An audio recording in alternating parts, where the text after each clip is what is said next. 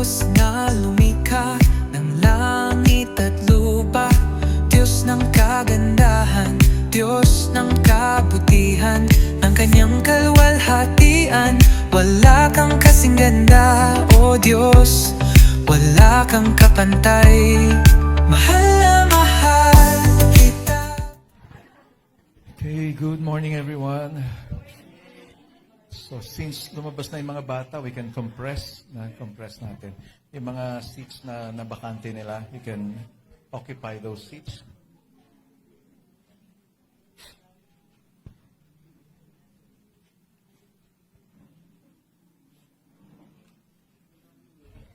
Sige po, no?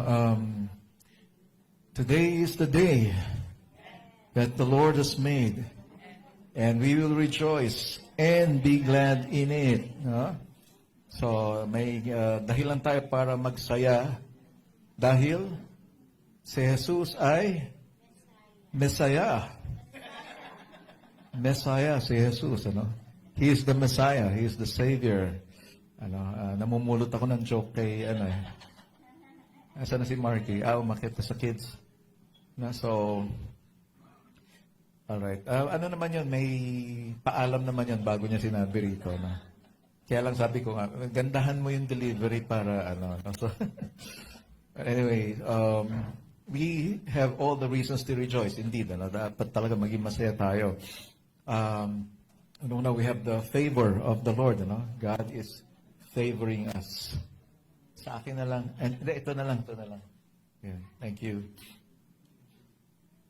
Alright, so kanina nga, before the service, sinasabihan ko yung worship team na tawag dito. Galing tayo sa malamig na panahon, kaya medyo kailangan ipagpag muna natin yung sarili natin, kasi parang malamig pa rin yung pakiramdam eh. So, dapat mainit tayo sa pag-worship sa Lord. Okay? So, kahit malamig ang panahon. Last week, na-miss natin yung karamihan. Kasi, meron bang binaha dito? May binaha. Hindi umakyat sa inyo, Ate Midel. Medyo mataas na yung tubig, May binaha. Okay, sa poblasyon kayo, Sa may malapit sa ilog. Okay. Sa Maharlika ba yan? Okay, so Maharlika. Bahang Maharlika. Bahang Maharlika. Sabi nga, mayroong daang Maharlika eh. Binaha sila doon sa Maharlika. Kaya So, alam niyo ba yung Pilipinas, part na rin ng Indonesia? Bahasa, Pilipinas. Yeah. Sabi nila, bahasa, di ba meron bahasa Indonesia? Meron na ngayon, bahasa Pilipinas. So, anyway, just kidding aside, I want us to really just be happy today. Okay lang naman mag-joke from time to time. But when it comes to the Word of God, it is no joke.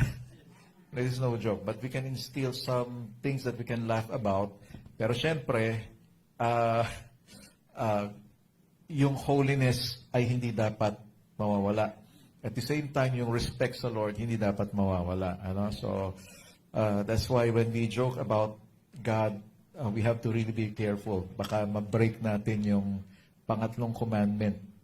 Do not use the name of the Lord your God in vain. And that's why we have to be selective. And although of course may mga Bible jokes tayo na kaya kanina natutunan ko kay Marky, di ba? Si Joshua or si Ruth galit kay Joshua. Kasi Joshua judges Ruth. Yung iba hindi pa rin nakukuha Joshua judges Ruth. Diba? Yun yung tatlong magkakasunod. Pero pag binasa mo yun as a sentence, si Joshua, gina-judge niya si Ruth. Diba? Yun yung doon, if you use that as a sentence.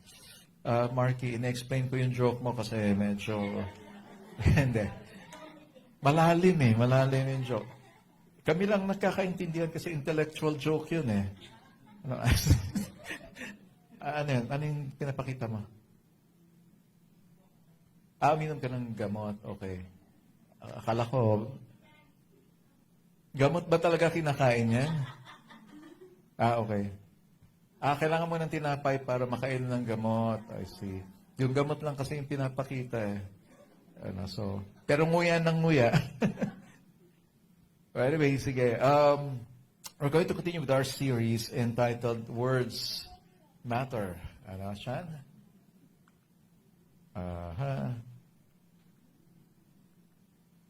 Wala siya. I-off muna and then turn it on again. Wala. Yun. No? Okay, words matter. So we're actually discussing not only about yung mga salita natin, no? Although sinasabi nga ito, ang salita ay mahalaga. No, yung mga sinasabi natin ay mahalaga. Ang sinasabi ng Diyos ay mas mahalaga. No? Kasi salita ng Diyos yon. And kung kailangan natin, gusto natin malaman kung anong kalooban ng Diyos, kailangan basahin natin yung salita ng Diyos. Sabi nga, in the past, God spoke through the prophets. Sabi sa Hebrews, noong unang panahon, nagsasalita ang Diyos pamagitan ng mga propeta. Kinakausap ng Diyos yung mga propeta, and then the prophets will speak to the people. But in the last days, sabi nga nun, God sent His Son, and through His Son, God spoke. In reality, it is God Himself, ang Diyos mismo yung bumaba, nagkatawang tao, at nangusap sa bawat isa. And He gave His word, and then sabi nga niya, ang masasabi ko lang ay kung ano yung sinasabi ng Ama. And that He says, ako at ang Ama ay isa. And some people cannot accept the fact that God died. Kung Diyos siya, bakit namatay siya? But we have to understand, Jesus took the form of the man. Nagkatawang tao siya. And therefore, yung kanyang nature, naging dual nature siya. Siya ay Diyos, at the same time, siya ay tao. 100% God, 100% man. So meaning, lahat ng meron ng tao, meron siya. So lahat ng na-experience ng tao at nararamdaman ng tao, naramdaman niya.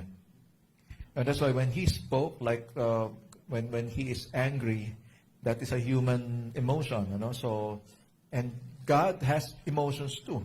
Masaya ang Panginoon, kagaya ng binasa nga ni Marky kanina. God rejoices over you with singing. He rejoices over us with singing. So, masaya ang Diyos at kumaawit siya sa atin. Kaya nga, ang point niya kanina, kung ang Diyos kumakanta dahil masaya siya, bakit tayo hindi natin magawang kantahan ng Diyos? Diba? At maging masaya sa presence niya. Diba? Kung ang Diyos natutuwa sa atin, tayo ba ay natutuwa sa Diyos? Diba? And as I was saying, may dahilan talaga tayo para magsaya, para mag-celebrate. Dahil ginawa na ni Jesus yung isang bagay na napaka-beneficial para sa atin. Something na hindi natin kayang gawin to satisfy kung ano yung pangangailangan natin. Only God, through Jesus Christ, satisfies. Siya lang ang nakakapagbigay ng satisfaction sa atin. Contentment. And so, we need to look at His Word always. Kailangan basahin natin ito, kailangan sa puso natin ito, kailangan balik-balikan natin ito. Diba? The central message of the Bible is God loves you. God loves every one of us. Sapagkat ganun na lamang ang pag-ibig ng Diyos. And we tend to forget that. So, and the truth is, no matter what happens, yung pag-ibig ng Diyos na yun, hindi nagbabago. Magkasala ka, hindi nagbabago yung pag-ibig ng Diyos. Mahal ka pa rin niya. Kaya lang, hindi niya pwedeng pigilan yung consequences ng kasalanan natin. And that is why, yung ultimate consequence ng kasalanan natin, pinagbayaran niya. So, now, while we live under the grace of God, ay hinahayaan ng Diyos, sige, kung yan na decision mo, sige, gawin mo, but you cannot escape the consequence of your sins. Hindi ba? So, but the thing is, mahal kita, at kaya kita hinahayaang maranasan mo yung consequence ng kasalanan mo para makarealize ka. And sometimes parents will do that. Sometimes kami ng wife ko, pinag-uusapan namin yan. Sabi ko, hayaan mo siya mag-decide. No, iisa lang yung anak namin, pinagtatalunan pa namin. So, and sometimes I would tell my wife, hayaan mo lang siya. Hayaan mo siya mag-decide. Lumalaki na siya eh. I mean, well, she was in her teenage years. Sinasabi ko na yun, she's beginning to, sabi ko nga sa kanya, yung ating eaglet ay nag-uumpisa ng lumipad. And that's why let her make her own decisions and let her be responsible for the outcome of her decisions. Now, pero tayo bilang magulang, nandito lang tayo, nakaalalay tayo pag kailangan niya ng tulong. And so we allow her to make her own decisions. And besides, maliit pa lang yan, may mga sariling decision na yan. Kung anong isusuot niya, anong imamatch niyang damit, anong style ng hair niya. No, kaya nga maliit pa lang yan kung tawagin namin fashionista. No, she knows how to mix and match yung clothes niya, colors and all. And nung lumalaki na siya, mas magaling pa siya mag-makeup sa nanay niya. In fact, yung nanay yung nagpapa-makeup dun sa anak. And so, we were so proud about that. But at the same time, of course, my daughter is not perfect. No, gagawa ng mali yan. Makakagawa ng maling decision yan. And so, I would tell my wife, hayaan natin. Hayaan mo siyang matututo sa decision niya.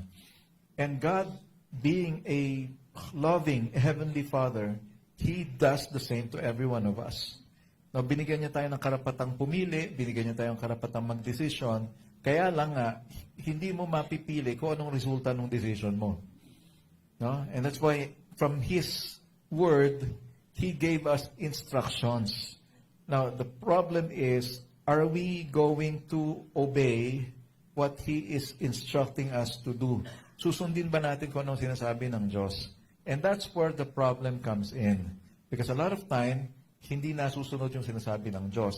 And for one reason, hindi nababasa, hindi alam. No, and for some of the things that we know, ayaw pa nating sundin. Di ba? May mga alam tayong sinabi ng Diyos, pero hindi pa rin natin sinusunod. Kukunti na nga lang yung alam natin na sinabi ng Diyos, hindi pa nasusunod. Di ba?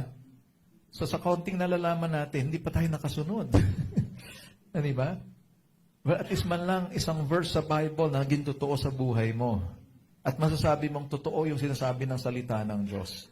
Now that there is really blessing in obedience. Na pag tayo sumusunod sa salita ng Diyos, kapag tayo ay nandoon sa sentro ng kalooban ng Diyos, nandoon yung pagpapala. And we're blessed. And last night, may kausap akong pastor and I was telling him, habang ini-encourage ko siya, sabi ko, we simply decided to step on God's calling to us. Konbinsido kami na ito talaga yung pinapagawa ng Diyos. That's why we decided to continue doing this, gawin ito. And all throughout the years, those more than 10 years of ministering, talaga nakita namin hindi nagpabaya ang Panginoon. And the whole time we're doing the will of God, we saw His favor. And that's why we call our church His grace. Kasi sa lahat ng makikita natin sa buhay natin, nandun yung grace ng Diyos. And sometimes we will say, hindi na namin deserve ito, Panginoon, pero binibigay mo pa rin, ginagawa mo pa rin. Mapapahamak na dapat kami, pero hindi pa rin nangyari. Why? Because you're always there to sustain us. Nakaalalay ka lagi sa amin. So, sometimes, ipoproject na natin kung anong pwedeng mangyari, di ba? Pero hindi nangyayari yung inaakala mong mangyayari. And that is the favor of God. That is the grace of God. We all need the grace of God. And that's why even in our words, kailangan meron ding grace. And imagine, isa kang makasalanan, yet the Lord still says, ganun na lang ang pagmamahal ko sa'yo. Kaya ito yung kaya kong gawin. Yeah? Lord, wala naman akong ginawang mabuti. No, sabi nga, yung pagiging matuwid ko or yung righteousness natin bilang tao ay maruming basahan lang sa Diyos. That's why we cannot boast. Wala tayong magmamalaki sa Diyos. No, kasi yung standard ng Diyos ay sobrang taas. Hindi talaga natin siya maaabot. And yet, the Lord still says, my grace is sufficient for you. The Lord is saying, I have loved you with an everlasting love. Everlasting, walang katapusan. Mamahalin kita, hindi lang hanggang wakas, hanggang sa buhay na walang hanggan. That's the Word of God. Diba? And if you're aware of that, and if you are secured with that, whatever happens to you, you can truly say, basta ang alam ko, mahal ako ng Diyos. And then sometimes we cannot understand what's happening to us. We can always go back to that word that says, for God so loved the world. Kasama ako dun eh. Kasama ako dun. Alam ko, mahal pa rin ako ng Diyos. Nagkamali ako, pero alam ko, mahal pa rin ako ng Diyos. But He doesn't tolerate my sin. Magkaiba po yan, ano? Kasi some people will say, but hindi mo na lang pabayaan. Talagang mahal mo ako, pabayaan mo ako. Hindi kita pwedeng pabayaan, mapapahamak ka. No? Hindi, sobrang mahal tayo ng Diyos na hindi niya kayang hayaan tayo na maligaw or malayo sa Kanya. I remember the movie, you know the movie The Lion King? Di ba yung Lion King? Sabi ni Simba, kings are supposed to be brave. Di ba? Hindi ka dapat natatakot, sabi niya ganon. Sabi ni Mufasa, I was afraid. I was afraid. Sabi ni Simba, why are you afraid? You're a king. You're not supposed to be afraid. Ano sabi ni Mufasa? I was afraid I might lose you. Natakot akong mawala ka sa akin. And that's why he was angry. No? Pinagalitan niya si Simba. Bakit ka? You disobeyed my orders. No, kaya pag nagagalit sabihin na natin, nagagalit ang Diyos, hindi tayo sumunod sa sinabi niya, that is because of love. No, kaya nga yung anger, sinasabi, secondary emotion. No, galit ka, pero ang totoo, mahal mo kasi yung tao, kaya ka nagagalit. Di ba? Kaya ka nagagalit kasi mapapasama siya pag nagtuloy-tuloy siya. Di ba? And I think parents and children should be clear on that. Bakit ka galit bilang magulang? Napahiya ka sa ginawa ng anak mo? Or galit ka kasi mapapahamak yung anak mo? Yeah, those are two different things. So we have to be specific. We have to be aware bakit tayo galit. Di ba? And that's what Mufasa said. Galit ako, pinagalitan kita kasi natakot ako. Bakit ka natakot? Anong kinatakutan mo? Natakot ako baka mawala ka sa akin. And that is love. Yeah, and that's the reason why God chose to go down, come down to earth, become like every one of us. It's all because of love. Ganun na lamang ang pag-ibig ng Diyos sa lahat ng tao kahit siya ay bumaba, nagkatawang tao. At ganun na lang ang pag-ibig ng Diyos kaya tinanggap niya yung parusa na dapat para sa atin. Imagine that. That's the Word of God. I mean, it's written in the Word of God. And sometimes people will choose not to believe that. For some reasons, may mga kanya-kanyang dahilan ng tao eh. But if you will receive that in faith, kasi hindi mo naman nakita eh. Hindi naman natin nakita, di ba? But then, of course, hindi ito sabi-sabi lang, hindi ito kwentong barbero na pinasa-pasa sa atin at pinaniwalaan natin. Yeah, meron dito yung tinatawag na yung patola ba yun? Nasa in the slang language nila, yung patola, yung patol ng patol. Di ba? Joke na nga lang pinapatulan pa. Na sineryoso pa. Joke na lang, sineryoso pa, di ba? Well, the thing is, the Word of God is backed by many manuscripts, thousands of manuscripts, pare-pareho sinasabi, iba-ibang lengguwahe. The Word of God is written in different times by different people from different background. And yet, pag tinignan mo yung sinasabi niya, iisan sinasabi niya. That's how powerful the Word of God is. That's how God protected His Word. Why? Kasi some people, para lang ang tawag dyan, yung ma-justify, yung sinasabi nila na hindi dapat paniwalaan yan, ang isa sa mga sinasabi nila, sinulat yan ng iba-ibang tao. Iba-ibang lengguwahe, nasalin sa iba-ibang lengguwahe. So, paano masisigurong hindi nagbago yan? Hindi napalitan yan. Well, I tell you, there are some groups, pinapalitan talaga nila yung wordings ng Bible to fit their belief. And I tell you, they will pay for it dearly because the Lord said, wag mong babawasan yan, wag mong dadagdagan. And someday, lahat tayo mananagot sa harap ng Diyos. Hindi lang sa ginawa natin, kundi pati sa mga sinabi natin. And that's why we base our actions, our decisions, our words in the Word of God. Although, of course, mga tao tayo, from time to time, meron kang mga masasabing hindi tama. So, what did we learn so far? So, yung first week natin, responding to God's Word. How do we respond to God's Word? Number one, tanggapin natin. Hindi po ito kwento ng fairy tale or myths. As some people would say, mga estudyante, yan ang sinasabi nila, collection lang yan ng mga kwento. Fairy tales. And yet, history will tell us there was really a Jesus who was crucified. There was really a Jesus who was buried and rose again after 3 days. Historically recorded, sabi nga. Kaya nga yung mga tao nagsasabi, na anong basihan mo dyan sa mga sinasabi mo? Well, meron mga historians na nirecord yung nangyari kay Jesus. And at the same time, may mga eyewitnesses who wrote about what happened. And pinakahuli, bakit handang mamatay itong mga taong to kung kasinungalingan yung sinulat nila?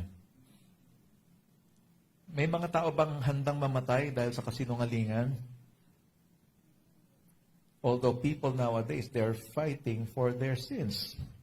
Ipinaglalaban nila yung mga kasalanan nila. Di ba? Gumawa kayo ng batas para sa amin. Di ba?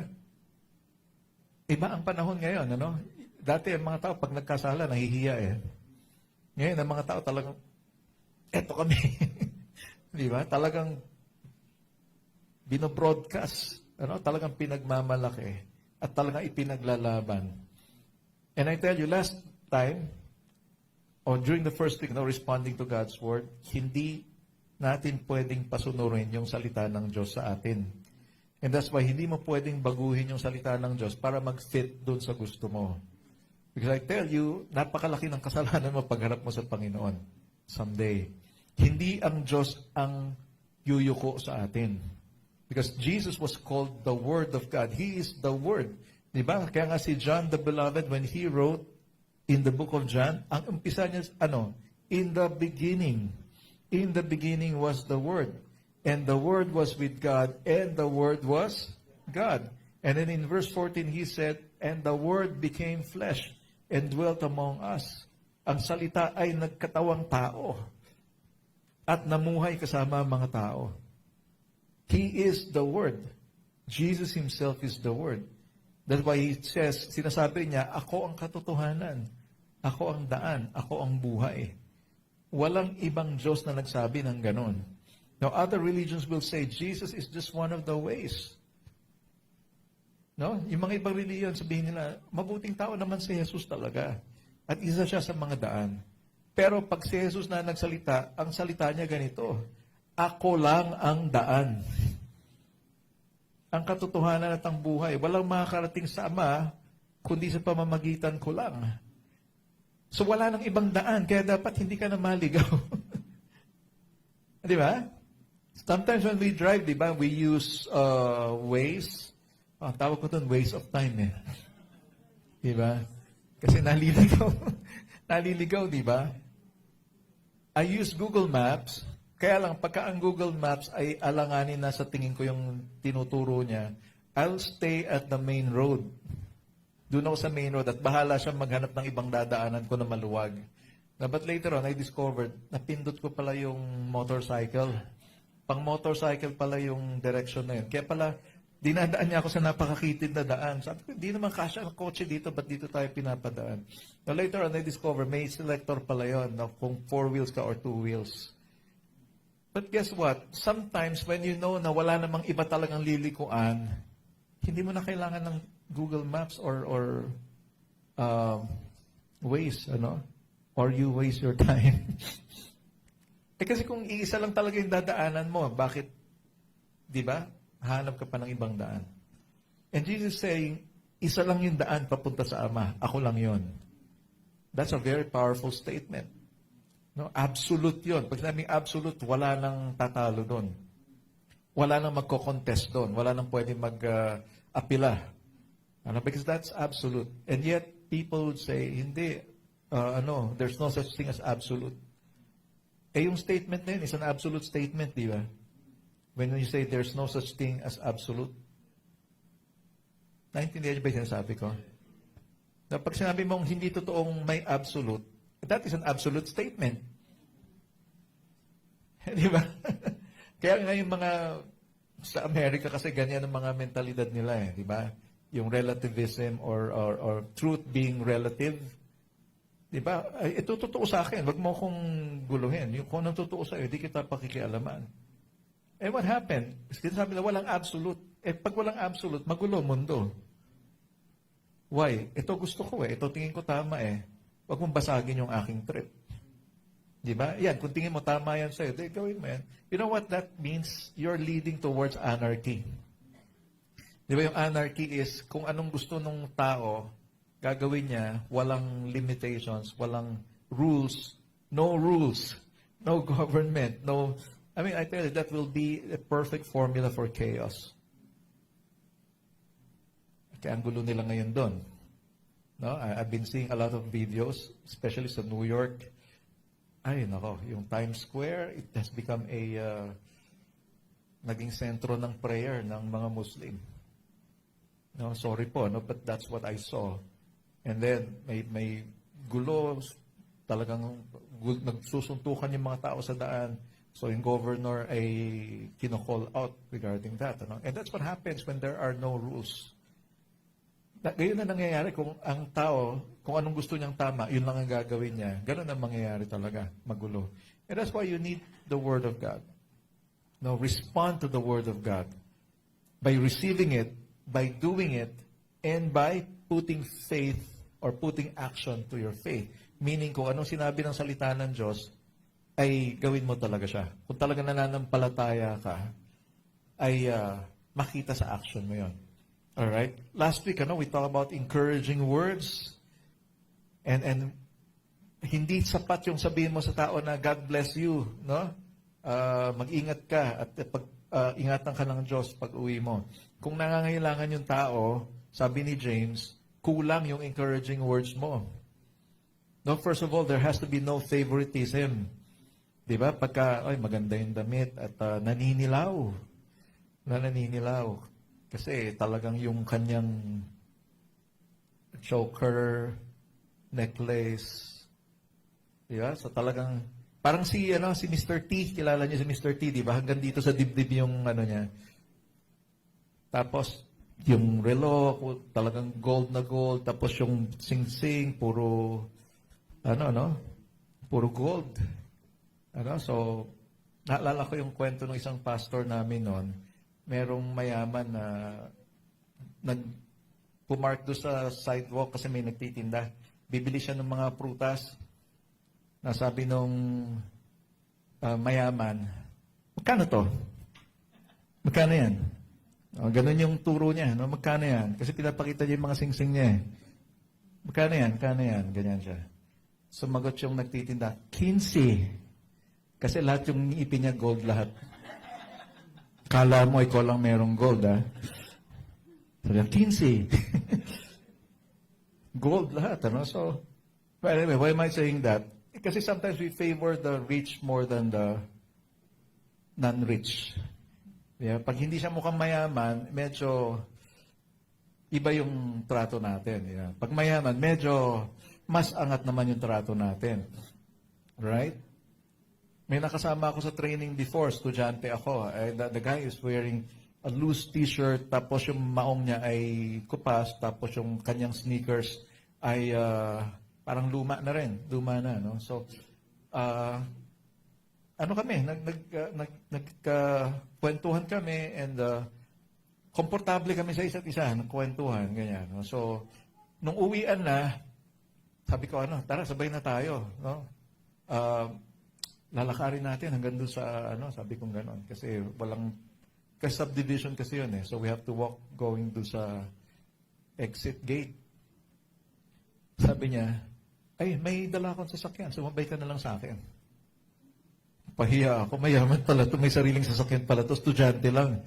And so I was so comfortable talking to him kasi Alam mo yun, mas maganda pa nga suot ko sa kanya eh. Di ba? And yet, he was so low profile, low profile lang siya. Walang yabang. Nabigla na lang ako nung sinabi niya, hindi, wag tayo maglakad, so umay ka na lang sa akin, hindi ka may dala akong sasakyan. Parang napahiya akong bigla. Sa loob-loob ko lang, sana hindi nahalata yung tingin ko sa kanya kanina na no? Kasi feeling ko, mas maganda pa suot ko sa iyo eh, no? Parang, there was pride in me. No? Parang na-check ako bigla doon. Di ba? Sometimes kailangan mo ng ganun para ma-check mo yung heart mo eh. Baka naman mayabang ka na. Wala ka pa nga ipagyayabang, ang yabang mo na. And usually, mga nagyayabang, wala naman talang ipagyayabang. At yung mga may ipagyayabang, sila yung simple lang, hindi nagpapahalata. So palagay mo, kanino mas nalulugod ang Panginoon? Yeah, sometimes we look at rich people, para bang mga masasama silang tao, no? Pero maraming mayayaman na tao na pili yung salita nila, hindi sila mayabang. And yet, pag tinignan mo yung buhay na, ang dami nilang pwedeng ipagyabang. Yung tao naman na wala namang ipagyayabang, siya naman ito, napakaingay, kita mo itong cellphone na to. Top of the line, the latest. Tapos hulugan.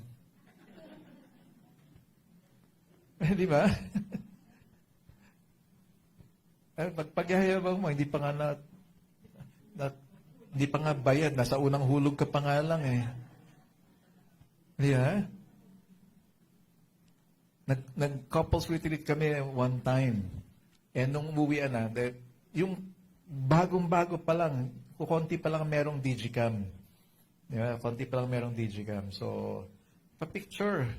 Nung sabi ko, sige, ako na magte-take ng picture. Then, nung medyo dumulas sa kamay ko, pero hawak ko pa rin naman. Ed, ingat ka dyan, hindi pa bayad yan. So, sa lulog ko, naiinggit ako sa'yo, utang pala to. Di ba? So, what are we saying here? Di ba? Yung mga words natin has to be, yes, our words should be encouraging, but at the same time, our actions should speak louder than our words. Di ba? Na mas encouraging yung action natin kaysa doon sa sinasabi natin. Because a lot of times, nakaka-disappoint yung maririnig mo yung tao at magsasabi ng magandang salita sa'yo, and yet yung action niya will actually nullify yung sinabi niya. Di ba? Mabubura lahat yung sinabi niya pag nakita mo yung ginagawa niya. And that's why today, we're going to look at this. That's week 3 dapat. Sorry for the mistyping. So, watch your word. Kung hindi mo ma-pronounce yung watch, wash your word. Pwede rin yun. Di ba? Hugasan mo yung salita mo at nang luminis. Can we all stand up? Let's look at the scripture. Tingnan natin ang scripture, James chapter 3, verses 1 to 12. Sabi niyo rito, Not many of you should become teachers, my brothers, for you know that we who teach will be judged with greater strictness. For we all stumble in many ways, and if anyone does not stumble in what he says, he is a perfect man, able also to bridle his whole body. If we put bits into the mouths of horses so that they obey us, we guide their whole body as well. Look at the ships also, though they are so large and are driven by strong winds, they are guided by a very small rudder wherever the will of the pilot directs. So also the tongue is a small member, yet it boasts of great things. How great a forest is set ablaze by such a small fire. And the tongue is a fire, a world of unrighteousness. The tongue is set among our members, staining the whole body, setting on fire the entire course of life, and set on fire by hell. For every kind of beast and bird, of reptile and sea creature can be tamed and has been tamed by mankind. but no human being can tame the tongue. It is a restless evil, full of deadly poison. With it we bless our Lord and Father, and with it we curse people who are made in the likeness of God. From the same mouth come blessing and cursing. My brothers, these things ought not to be so. Does a spring pour forth from the same opening both fresh and salt water? Verse 12, can a fig tree, my brothers, bear olives, or a grapevine produce figs? Neither can a salt pond yield fresh water. Let's bow down our heads. Lord, we thank you for your word. And today, Father, we humble ourselves before you. And we open our hearts to receive from you today.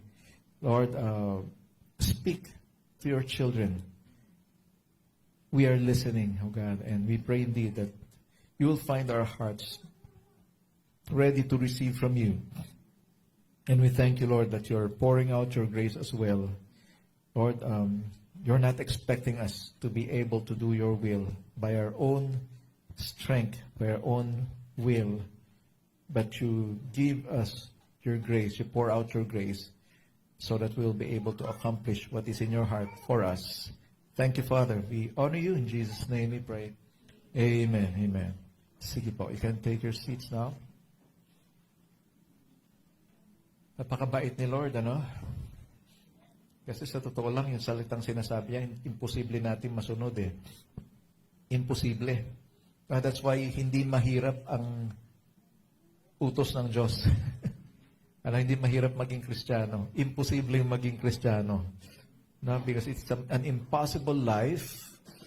Imposible magawa natin yung pinapagawa ng Panginoon. Imposible maging banal tayo by our own strength, or abilities. Kaya kinailangan ng Diyos na bumaba sa langit, mula sa langit bumaba sa lupa at gawin yung kanyang ginawa. No? So, and again, that is all written in His Word. That's why it matters to us so much. It's very important to us.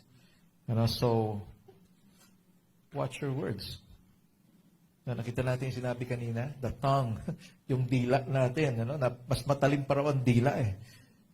Sa totoo lang, when I teach parenting, tapos pagdating sa pagdidisiplina, I would always come to that point and tell the people, di ba, dati napapalo tayo, tapos kung ilang hanger na yung naubos dahil sa atin, talagang sobrang kulit. So, parang naalala ko, nabalian din ako ng pamalo. Yung mother ko. Kasi ang kulit ko rin talaga nung bata ako eh. And nowadays, pagka inaalala ko yung mga ginawa ko nung maliit ako, sabi sa loob-loob ko, ba't ginawa yun? Parang nahihiya ako doon sa mga ginawa ko dati, kulit. Pero, again, think about this. Yung pamalo, maglalatay. Pero after some time, yung latay mawawala. Mawawala din yung sakit. Yeah. Pero the words that you speak, sabi nga, mas matalim ang dila, mas matagal ang sugat. Sometimes, makakamatayan mo yung sugat. Na pag hindi mo ginawa ng paraan na pagalingin yung sugat na yon. And that's why we have to watch our words. Bantayan natin yung mga sinasabi natin. Some words can be encouraging, but our actions are not. Di ba? Kaya nga, dun pa lang sana sa salita ay talagang maging totoo na yung pagbe-bless sa tao or maging blessing na tayo sa tao. And much, much more when we put actions to it. Sabi nga, So, James 3 focuses on Christian maturity. So, importante pong salita yun, napakahalagang salita. Maturing as a Christian. Maturing in our faith. Pag sinabing nagmamature ka, hindi lang ibig sabihin yan sa edad. Hindi dahil matanda ka na, mature ka na. Di ba, may mga bata na mas bata, pero pag nag-isip, parang matanda. Or daig pang matanda. And that's why, when you look at what James was saying, kailangan makita rin yung maturity sa pananalita natin. Di ba? Bakit mo sasabihin yung mga bagay na ganyan? Di ba? So, para ka namang bata. Di ba, makakarin tayo mga ganong statements. Because what happens? You see, sabi niya, no, yung control ng thumb, minention niya kanina. And you can see here, dun pa lang, there's already something. There's danger. Ano? And where did he start? Ano? Nag-start siya dun sa, huwag kayong magnasa na, or basta-basta lang magnasa na maging tagapagturo. Yeah. And as we look at this, he is actually teaching us practical Christianity. No, kasi yung pagiging Kristiyano, hindi lang siya puro faith. Ano, yung sinasabi ko, kailangan gumraduate tayo dun sa magtiwala lang tayo sa Lord. Kung nagtitiwala ka sa Lord, you level it up by actions. Diba? Gaano ka nagtitiwala sa Panginoon? Ano ang kaya mong gawin bilang expression ng pagtitiwala mo sa Diyos? Diba? Like Amazing Blondin. Diba si Charles Blondin? Sabi niya, naniniwala ba kayong kaya kong tumawid dito sa lubid na to na may kartilya? Tama na ngayon, ano? So, yung wheelbarrow. Ano, yung kartilya. Naniniwala ba kayong kaya kong tumawid na may nakaupo dito sa kartilya? Yeah, excited yung mga tao, di ba? Yes, naniniwala kami sa iyo. Sino sa inyo ang nagtitiwala na uupo dito sa kartilya na to at makakatawid tayo doon sa kabila?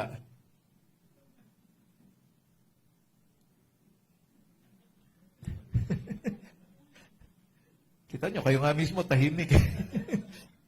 Di ba? They were so excited. Yes, sige, gusto namin makita yan. Kaya mo yan. Magaling mo talaga. Amazing ka. O sige, sino gusto mo po? Shoot. Di ba? So, merong made-up story, I think. The made-up story lang yan. Sabing gano'n. May umupo dun sa sa wheelbarrow. Actually, sa balikat nga yung unang sabi dun sa kwento. Iba-ibang version yung kwento. Pero it's all about trusting. May umupo, bata. And then, nung natapos yung show, sabi ng mga reporters, ba't ka sumakay doon? Hindi ka ba natakot na mahulog kayo? Ang sabi ng bata, tatay ko kasi yun eh.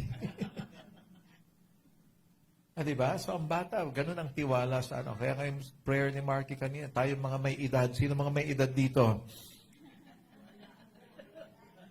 Medyo nag-ingat pa siya eh. Hindi pa niya sinabi, yung kami matatanda, no? Kami, kasali siya ron eh. Diba? Sabi niya, maging katulad kami ng mga bata. Why is that? Yung mga bata, matindi ang tiwala eh. Tingnan mo, wala siya ka-problema, nakahiga sa ilalim ng upuan. Diba? So, gumaganon-ganon pa. Yun, kakain-kain lang, di ba? Ihagis-hagis mo yan, tuwan-tuwa pa yan. O ikaw, ihagis ka, anong gagawin mo? Sumakay ka nga doon sa mga, yung mga roller coaster na yan at mga mga bata, tuwan-tuwa, di ba? Sa roller coaster. Pero tayong mga may edad, di ba? May takot ka na eh. And that's why we have to discipline children yung ganyan kaliliit kasi wala silang idea ng pain, wala silang idea ng danger. Pero, ayan na, nabulunan na. Huwag kang kakain ng nakahiga kasi. Ayan, nagtago na. Pahiya. Huwag niyo nang tingnan. So, yung mga bata, they don't have, yun yan, di ba? Hindi niya naisip may danger, kumakain ka ng nakahiga, di ba? So, ayun, nasamid tuloy. And that's why we have to direct them. Ang problema naman, tayo matatanda, or may edad pala, nasobrahan naman tayo sa idea nung pain and danger, paralyzed na tayo. We cannot enjoy life. Yung mga bata, lumulundag na, umiikot pang ganun yung mga, di ba, yung mga rides. Tuwan-tuwa pa sila, nakataas pa yung mga kamay eh. Samantalang ako, caterpillar lang. Pag ganun-ganon lang yun, tapos gumaganon lang. Yung kapit mo talagang para kang malalaglag eh. Pero sila bumaligtad ng ganon eh. Di ba? They were so trusting. They are so trusting. And that's why, sabi nga, yung dapat magkaroon tayo ng pananampalataya na katulad ng bata. Yung bata, ihagis mong gano'n, tatawa pa ng tatawa. Kasi alam niya, sasaluhin mo siya tayo, saluhin mo ako wag mong, baka mamaya, diba? Alam niyo ba yung, yung trust fall? Sino nakasubok ng trust fall? Subukan niyo na yung trust fall. Subukan ko na rin yun Nung una, sa sahig lang kami. Nagtitiwala ka ba dito sa mga kasama mo? Yes. Sabi nung siguruhin yung hindi mababagsak yan, baka tumama yung ulo, gano'n.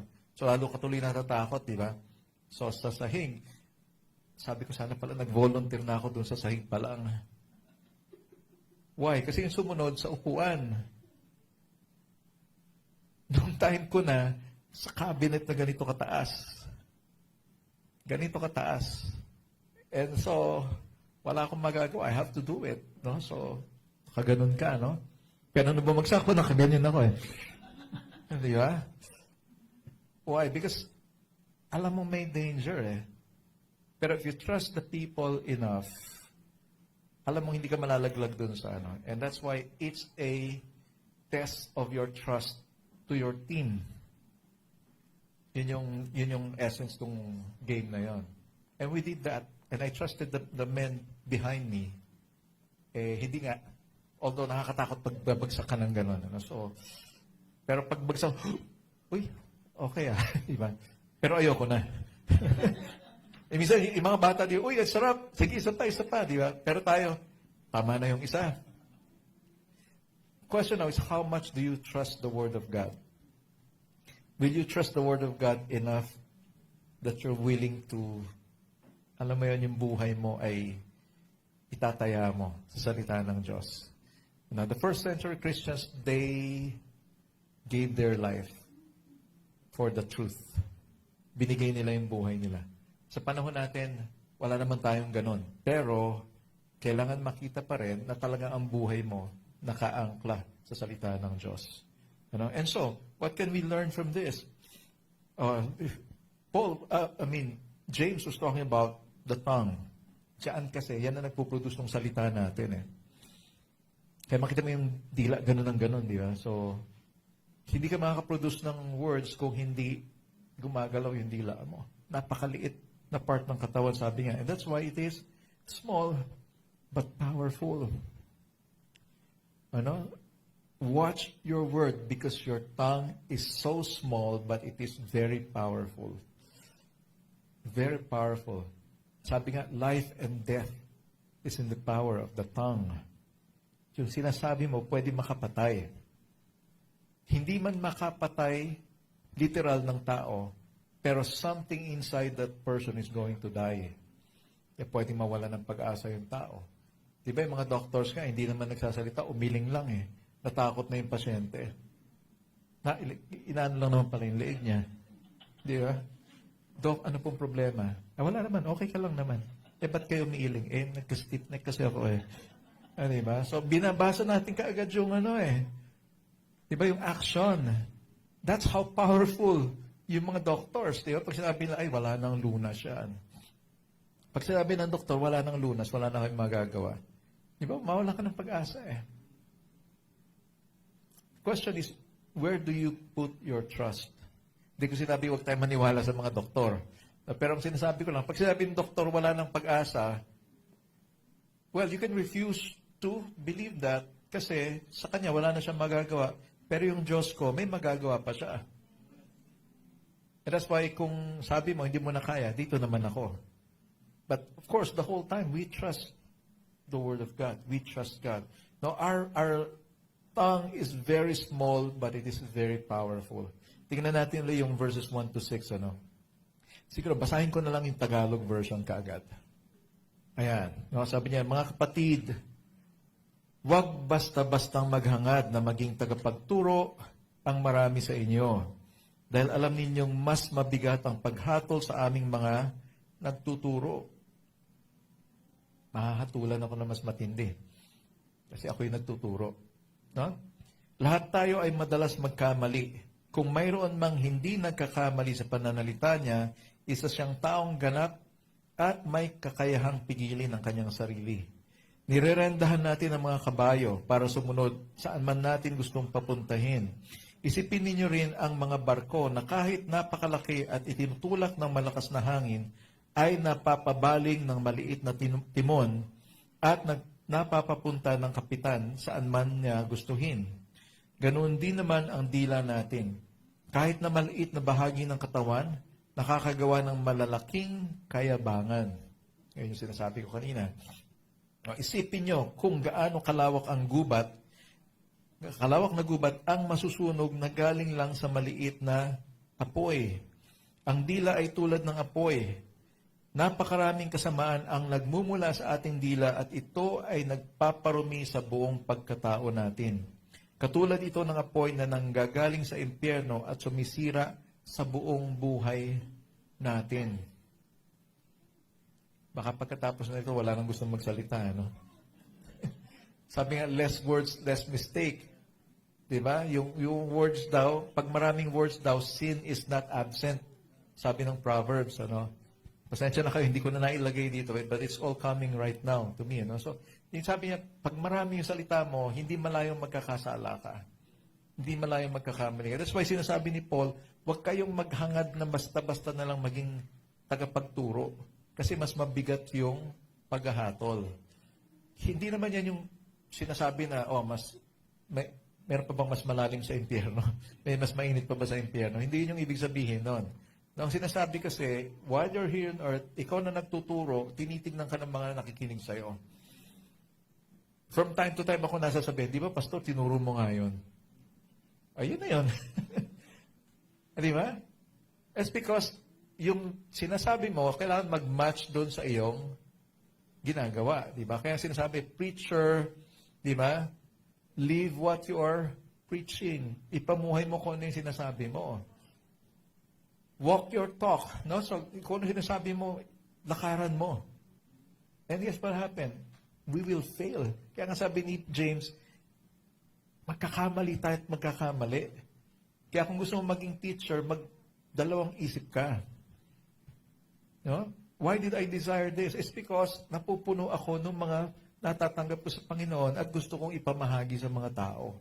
But then of course, sabi nga ni Paul, you preach the word with fear and trembling, na may takot at kasi salita ng Diyos yung iyong ibinabahagi. And that's why hindi lahat pwede dito. Now, sometimes people who wants to be in this place, ayaw ni Lord ilagay. At yung mga taong ayaw, yun naman ang nilalagay ni Lord. Isa na ako doon. No, kasi nga, nakikita ng Panginoon yung puso natin. Bakit ayaw mo? Mahirap yun. Linggo-linggo magsasalita ka. Nakakatakot, baka kamali ako nasasabihin. And yet, some people, they wanted to be here and they can speak. And sometimes, yun yan, no? May mga sinasabi na hindi na tugma sa salita ng Diyos. So it has to be with fear and trembling. Lord, tulungan mo ako dito. Hindi ko salita ito. Let me represent you properly to the people. At the same time, let my actions, di ba? Kung ano yung sasabihin ko, maging totoo sa sarili ko, maging totoo sa buhay ko. Makita ng mga tao na totoo sa buhay ko. And that's how hard it is. Kaya sinasabi, huwag kayong basta-basta maghangad na maging tagapagturo.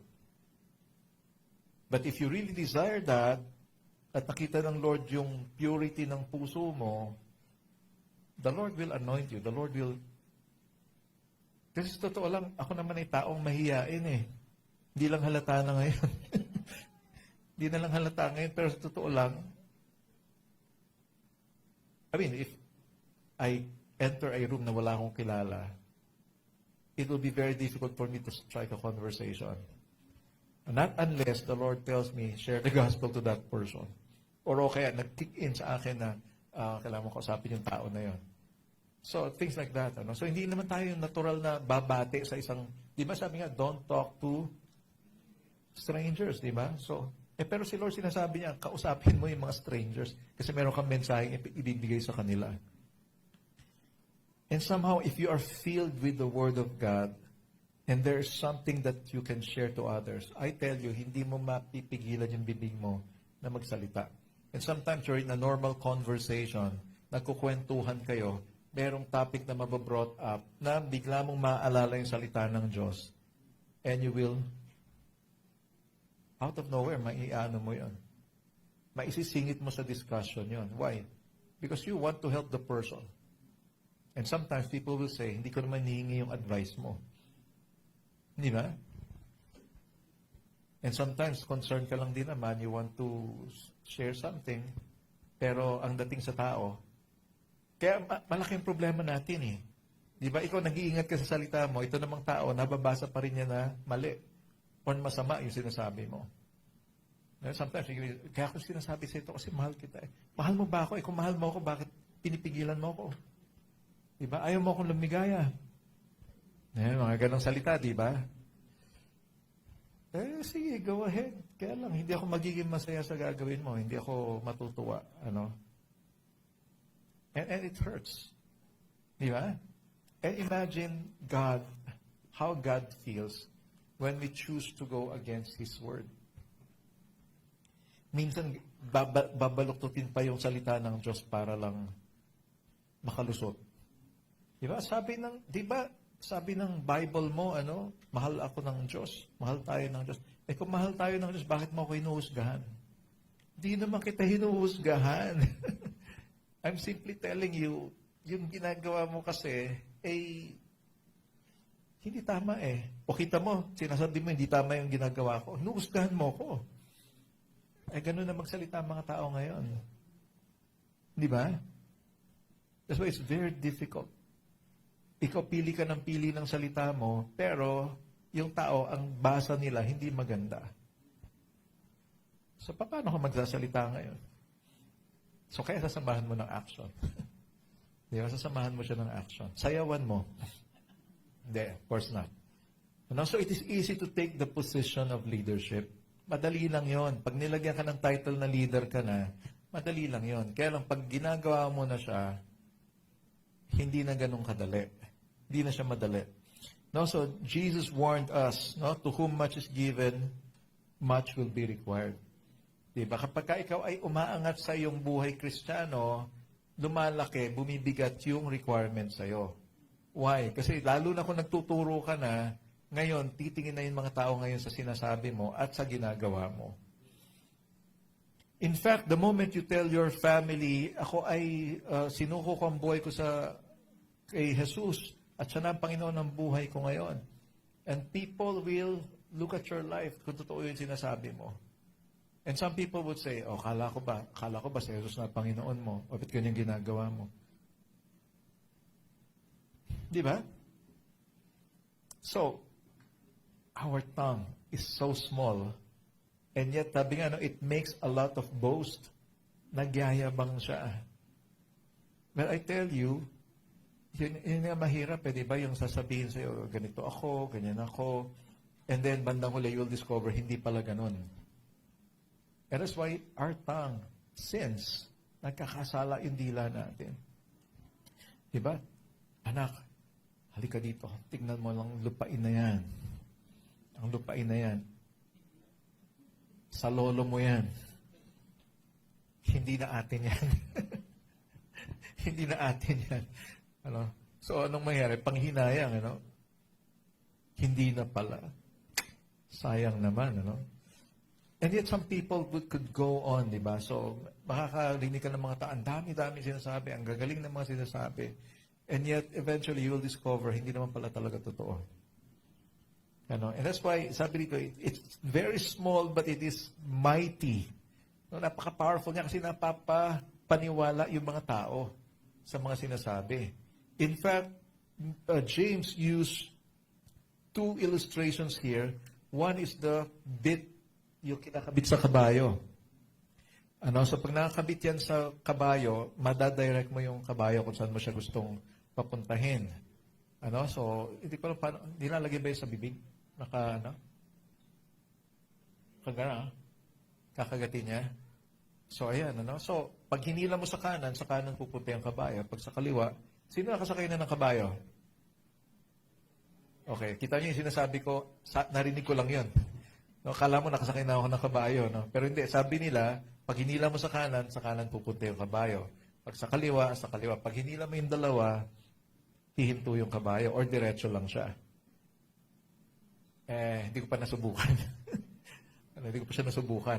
But yun yung sabi. But the thing is, totoo, na kaya mong kontrolin yung kabayo dahil lang dyan sa maliit na bagay na yan. Doon pala sa inyo. Doon ako nakaturo So, yung maliit na bagay na yan, kaya niyang i-direct yung kabayo. So, pangalawa, yung timon na tinatawag or the rudder. Diba? Gumaganon-ganon lang yan. Ang liit-liit lang yan na parte ng barko, pero kaya niyang i-direct yung barko kung saan siya pupunta. So, pag pinihit nung kapitan yung wheel, no? Yung kanyang manibela, susunod yun. No? Kung saan. Ganon din sa eroplano. Meron ding rudder ang eroplano sa buntot. Diba? So, ang liit lang nila, pero kaya nilang dalhin yung napakalaking sasakyan sa kung saang direksyon. Iyan ang katulad ng dila daw natin. Yung salita mo, i-direct ang buhay mo kung saan ito pupunta. The question now is, anong lumalabas sa bibig mo? Kasi ang sabi, para daw maliit na apoy lang ang dila, pero kaya niyang sunugin ang buong gubat. In other words, yung dila mo, kaya niyang sunugin ang buong buhay mo. Kaya niyang wasakin ang buong buhay mo. So, ano ang mga declarations mo? Ano mga sinasabi mo? Lalo na sa sarili mo. Ano lang naman ako Simple lang naman ako. Wala naman akong kakayahan. Hanggang dito lang naman ako.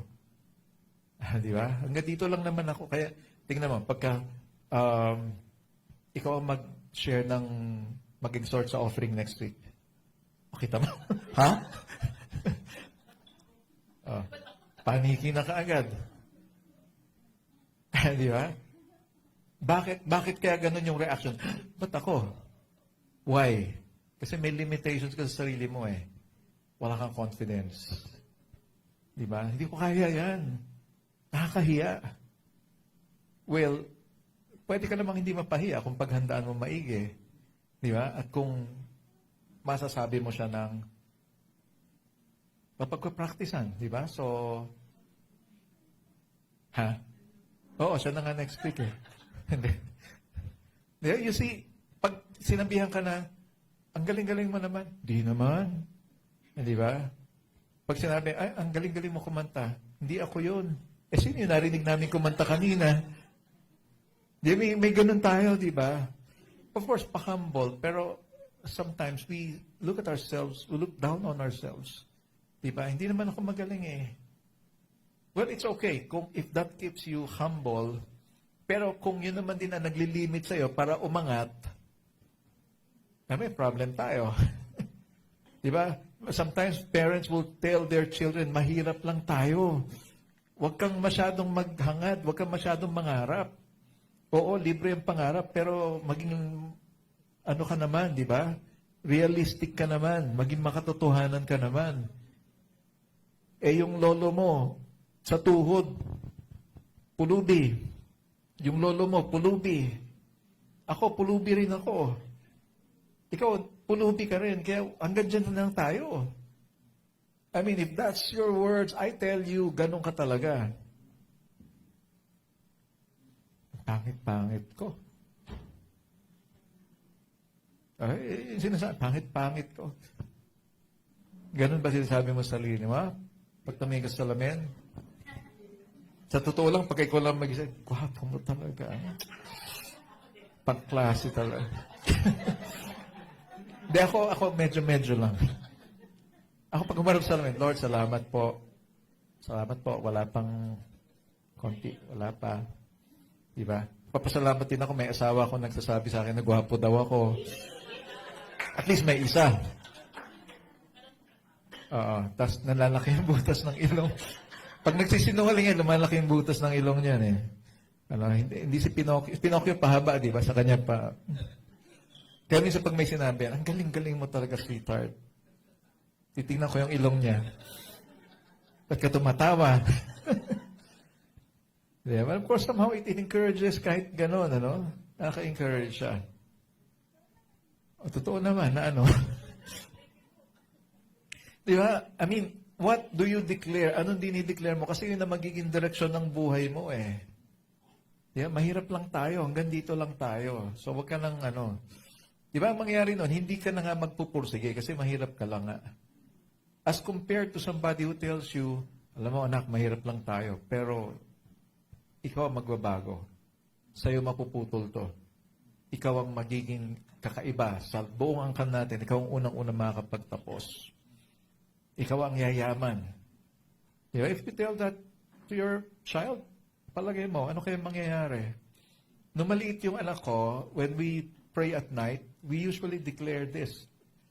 You are the head and not the tail. You are the leader. You are 100 times better than mommy and daddy. You know? So pagkatapos namin mag-pray, dinideclare namin yun sa kanya. No, you will be better than us. Mas maganda yung magiging buhay mo kaysa sa amin. Anong sinasabi mo sa anak mo? Wala kang kwentang bata. Kanino ka ba nagmana? Wala naman sa amin ganyan. Yeah? Sa buong pamilya, ikaw talaga yung ano, ikaw yung sakit ng ulo eh. Yeah? What do you think your child will feel when you say that? Diba? Yung sinasabi ko kanina, self-talk, anong sinasabi mo sa sarili mo? And this time, anong sinasabi mo sa anak mo? Eh, hindi na nga maganda direksyon ng buhay mo, idadamay mo pa yung anak mo ngayon. And so what happens? Pare-pareho na kayong magulo buhay. Pare-pareho na kayong, di ba? And para bang sinasabi mo sa anak mo, eh, hindi ka pwedeng umangat. Kasi, kailangan pare-pareho tayo. That's what you're actually saying. Di ba? And take note, it's just a very small part of your body, pero sinusunog niya yung buong buhay mo.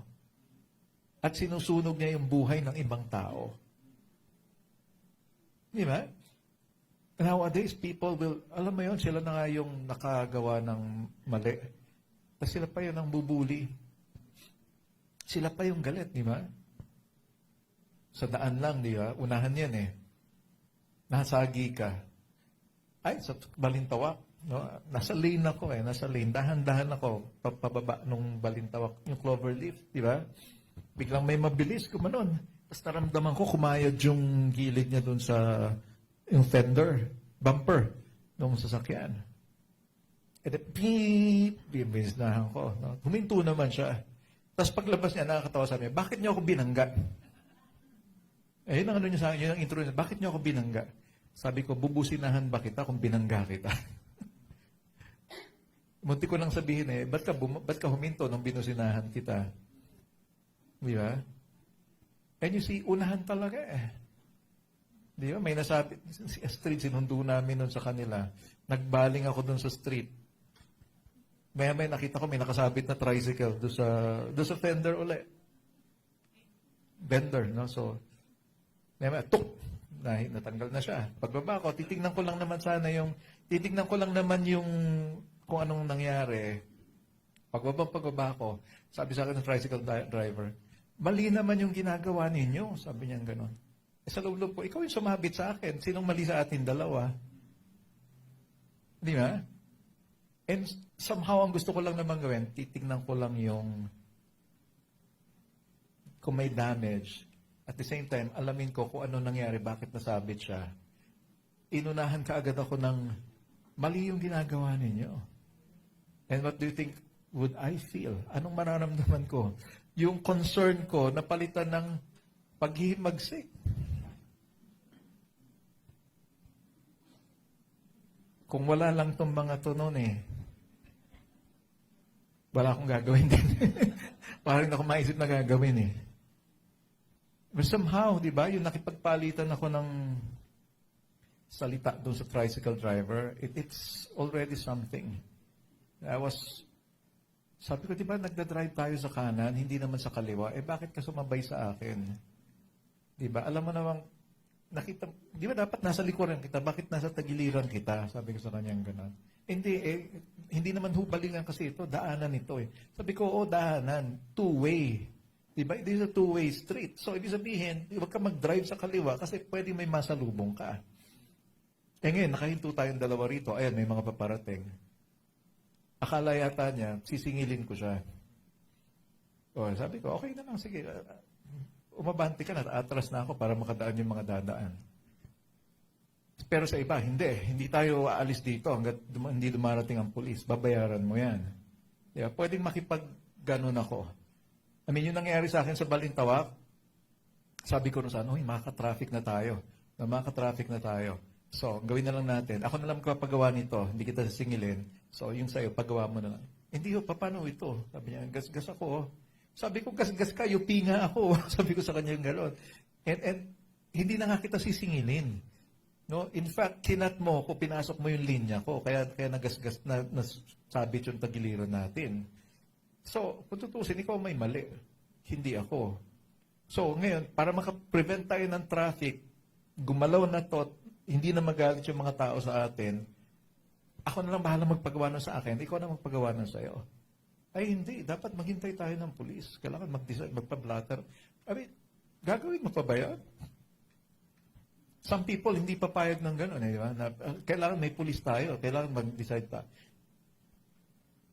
Ako na nga magpapagawa na sa akin. Tapos gusto mo ako pa magpagawa sa'yo, tapos ikaw may mali. Di ba? It happens a lot on the streets. Kung gusto mo, ganito na lang.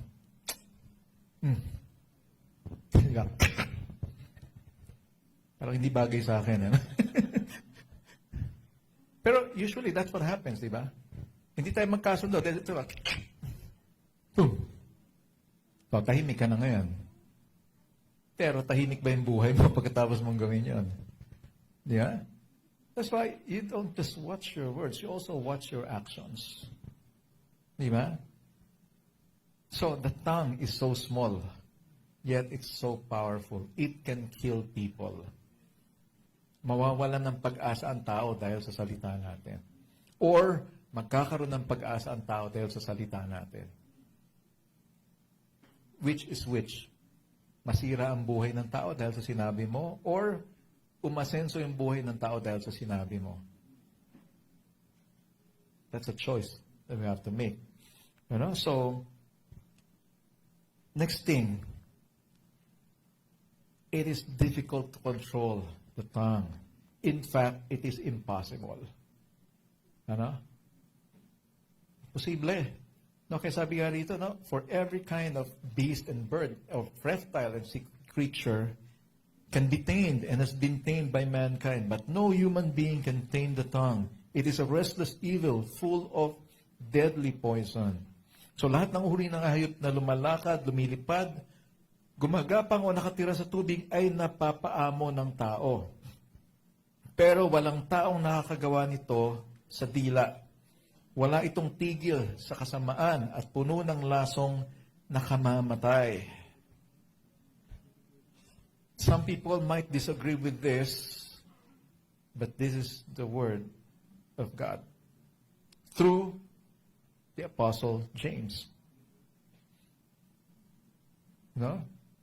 Totoo naman to eh. Sino sa atin dito kaya mo talagang kontrolin ang bibig mo? Ikaw, pastor. Palagay nyo, kaya ko rin kontrolin. There are times wala akong control sa bibig ko. At I tell you, nasasaway ako ng asawa ko. Yan lang naman ang sumasaway sa akin eh. A lot of times. Pero sa kanya lang di naman ako open na open. Di ba? I cannot do that in front of everyone. Pag galit ako at gusto ko sabihin lahat ng gusto ko sabihin, I cannot do that here. Pero pagdating namin sa bahay, alam mo, kasi Di ba? I make a lot of comments, na hindi ko sinasabi rito. And it seems like I'm a hypocrite. Di ba? Pipigilin ko yung sarili ko dito, pero pagdating ko sa bahay, doon ko ilalabas. And my wife will hear everything.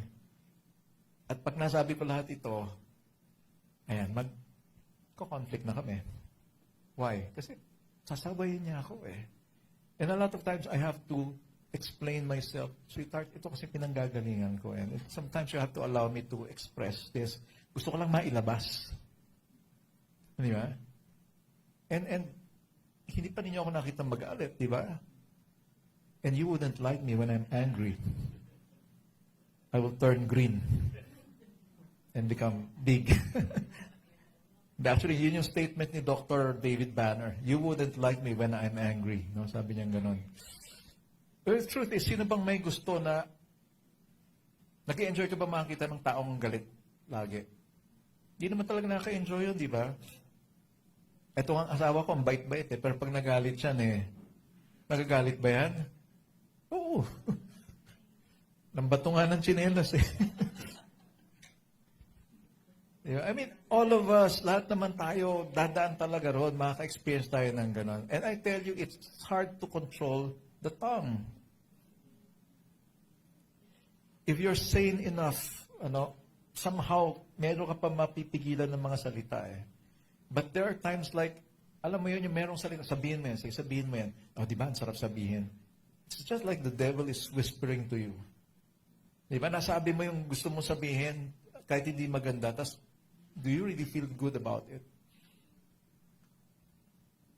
Siguro sa umpisa lang, nasabi ko rin. Yeah? Pero habang tumatagal, you begin to be ashamed of yourself. Di ba? One time, nasa kotse kami. Sabi ni, may kinuwento si Rio, sabi niya, galit ka daw, sweetheart. Dinomonstrate ko sa kala, galit na ba yung ganon? Eto ang galit. Pinakita ko sa kanya, sabi niya, sweetheart, hindi, in-explain ko lang sa inyo, kung galit talaga ako, ito ang talagang galit ko. Ito ang capable kong gawin. Ito ang kaya kong gawin. And the spirit inside the car, I tell you, bumigat bigla yung spirit. At the end of the day, I was ashamed of what I did. In fact, I owe them an apology. Hindi ako nakapag-sorry. Sorry ha, yung mga nakasakay sa kotse. Pero gusto ko lang pakita sa inyo, yun yung kaya kong gawin. I mean, if you say galit, hindi niyo pa nakita kung paano ako magalit. And sabi nga, yung galit daw, hindi niya na ipoproduce yung righteousness ni Lord. And that's why even in your anger, you have to be careful. That's why the Bible says, okay lang magalit ka, pero huwag kang magkasala. Meron kaming punching bag doon sa labas ng bahay namin. Pag sinusuntok kayo, sweetheart, ano nangyayari sa'yo? Wala, nagpa-practice lang. Yeah. Pero may picture doon sa punching bag. Hindi ako naglalagay ng picture doon. I tell you, I am a man who have a strong imagination. Kaya hindi ko kailangan maglagay ng picture doon. So, ganun din, no? Ganun din, di ba? Malakas ang imahinasyon ko, eh. Sige,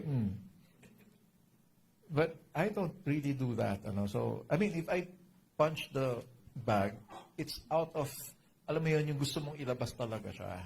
Di ba? Ma-release mo siya. But, of course, ang goal pa rin nun, ma-resolve mo yung galit mo. Ma-deal mo yung galit mo.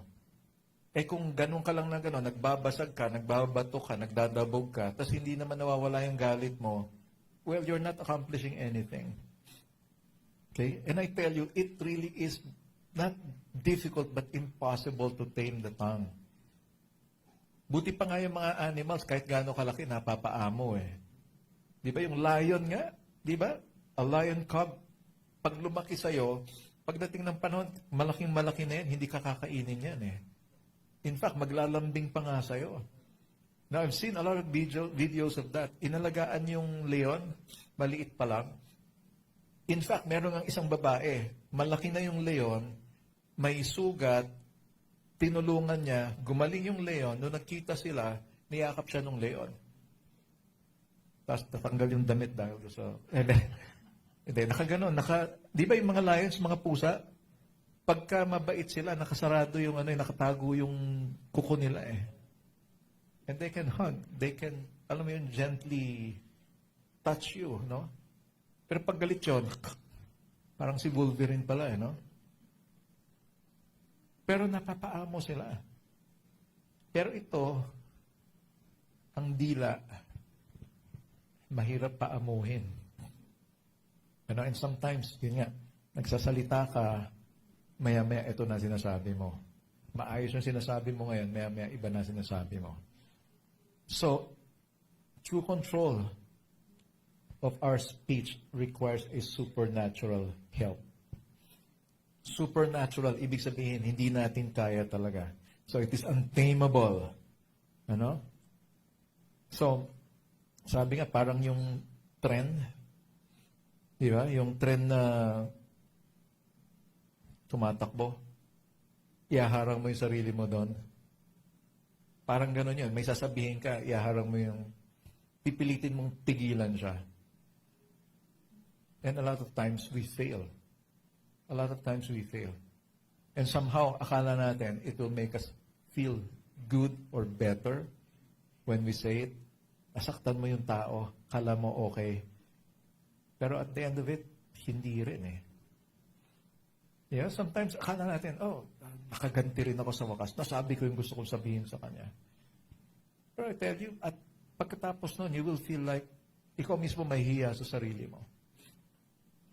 Unless kaya mong labanan yung hiya na yun. But that's generally what happens. No? Like one time, may kausap kami, naiinis talaga ako. I mean, let me use that word, naiinis din ang pastor. I was really, paunti-unti nire-release ko yung word eh. And the more I release the words, the more the person got offended. Na-offend pa siya lalo. And I was really so disappointed. Sabi ko, hindi ko ini-expect kasi manggaling sa'yo yan eh. Iba yung tingin ko sa'yo eh. O di sige, sabihin na natin, sige, immature ako. Ganun yung word sa akin. Immature ako eh. Ganun siya. I cannot say a word. And eventually, alam mo yun yung lalo ka naiinis kasi it's a battle of words. Kumbaga sana unti-unti na nga lang yung release ko. Pero of course, pag nirelease mo yon, hindi pa rin maganda. And what happened? Pag alis ng tao, kausap namin yung nakakakilala sa kanya o nakakaalam ko ng sitwasyon niya, we discovered may problema pala. And when I discovered na may pinagdadaanan pala, parang napahiya ako. I felt ashamed na nag-isip ako ng ganon, nagsabi ako ng ganon, kaya naman pala ganon siya magsalita, may pinagdadaanan pala. Hindi maganda yung sitwasyon. And that's why one of the words that came out is, hindi man lang kasi kayo nangungumusta. And I was so defensive. Ang dami-dami na namin ginagawa. At saka ikaw naman, hindi ka naman ganun, parang hindi ka naman kailangan kumustahin kasi lagi ka namang okay. And I was ashamed. I was embarrassed. Why? Kasi may pinagdadaanan pala yung tao. So it doesn't mean na porket masaya yung tao, ano siya, galaw-gaw, okay. Di ba? And sometimes magugulat ka, ba't ganyan ang ugali mo ngayon? Ano ba nangyayari sa'yo? And then you discover meron palang hindi magandang nangyayari sa kanya. I experienced one time at church.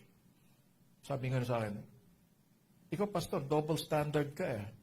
Gano'n, no? Tapos ako naman, defensive, and all. Tapos, when was the last time na kinumusta mo ako? Defensive pa rin ako. Kasi, di ba pag pumasok ka naman sa office, hinihinto ko lahat ng ginagawa ko. And you're free to tell me what's happening to you. Bakit all of a sudden you're asking me, kailan kita kinumusta? Yun yung depensa ko. And then eventually I discovered may pinagdadaanan pala. Kaya yung sabi niya, kailan mo ako huling kinumusta? It's because meron siyang dinadaanan na hindi ko alam. And he wants me to know it. And he was afraid. Ang hirap, ano? Yung ma-accuse ka na double standard ka, ma-accuse ka na hindi ka man lang nangungumusta, you don't care. Parang, it's unfair. It's unfair. Pero, once you discover ganito pala nangyayari, wala na yung unfairness. Wala na yung, di ba? Wala na yung masamang loob, wala na yung galit. Kasi you begin to understand, ito pala yung pinagdadaanan nitong taong to. He needs help. He needs understanding more than disappointments and Alam mo yon? Hatred. Di ba? So, palagay ko kung gagawin natin yan, mas magiging maayos yung mga relasyon natin eh. And that's why sometimes I have to tell my wife, alam mo kasi sweetheart, ito yung pinanggagalingan ko dyan eh. I have to explain to you na ito yun eh. Bakit ko sinabi yun? It's because this is where I'm coming from. As a leader, ito kasi yung ina-expect ko eh. Diba? And I think, natural lang na maramdaman ko to, na ma-disappoint ako. It's because, nakikita ko yung tao, hindi siya hindi siya nag-i-improve eh. Diba? And I'm trying to lead these people to the Lord to experience the power of God, and yet they cannot experience it because of this. Diba? And that's why ganito ako magsalita, ganito ako mag-react. It's because I don't like where they are right now. Diba? Galit ako, pero yung words ko medyo mabigat, pero it's because I'm concerned about these people. Diba? And yet people will read that as, hindi, galit ka, pastor. Galit ka. Galit ako kasi mahal kita eh. Galit ako kasi gusto ko mag-improve ka at hindi ka nag-i-improve. Bakit hindi ako magagalit? Ayoko yung nakikita ko sa'yo. Kaya ako galit. It's because hindi ka dapat ganyan. Yeah? And right there, I will lose control of my tongue. Why? Kasi ito yung gusto kong i-express. Yeah? And that's why it's really impossible.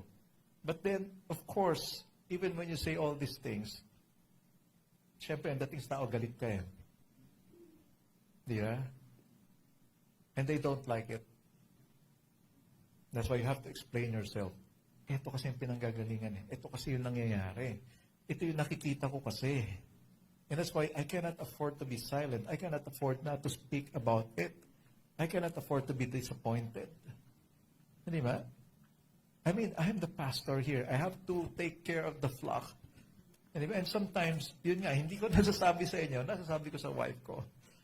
And when I'm with my wife, I lose control of my tongue. Because it's really impossible to control the tongue. No, but of course, at the end of the day, Lord, sorry po sa mga salita. At the end of the day, nakakahiya yung mga sinabi ko. But you have to release it. Di ba? So, number 3, what's in the heart comes out of the mouth. So, yun yung sinasabi ko. Kung ano yung laman ng puso mo, yun yung lalabas sa bibig mo. Now, the question is, maganda ba yung nasa loob mo? Diba? 9 to 12. James chapter 3, verses 9 to 12. Sabi niyan, with it we bless our Lord and Father, and with it we curse people who are made in the likeness of God. From the same mouth come blessing and cursing. My brothers, these things ought not to be so. Does a spring pour forth from the same opening both fresh and salt water? Can a fig tree, my brothers, bear olives, or a grapevine produce figs? Neither can a salt pond yield fresh water. Kaya me read the Tagalog version. Sa pamamagitan ng dila, pinupuri natin ang ating Panginoon at Ama. Mga born again pa man din, mahilig sa praise God, praise the Lord. Diba? 3,000 kataong namatay, praise God. Diba? So, parang yung praise God, ano lang siya, koma eh. Diba? Parang napalitan lang yung pagmumura ng praise God. Diba? Dati puro mura, diba? Grabe yun. Diba? Ngayon, grabe yun. Praise God talaga. Diba? So, pinalitan mo lang yung mura ng praise God. Ano? So, kailangan lagyan natin din ng lugar yung praise God. Diba?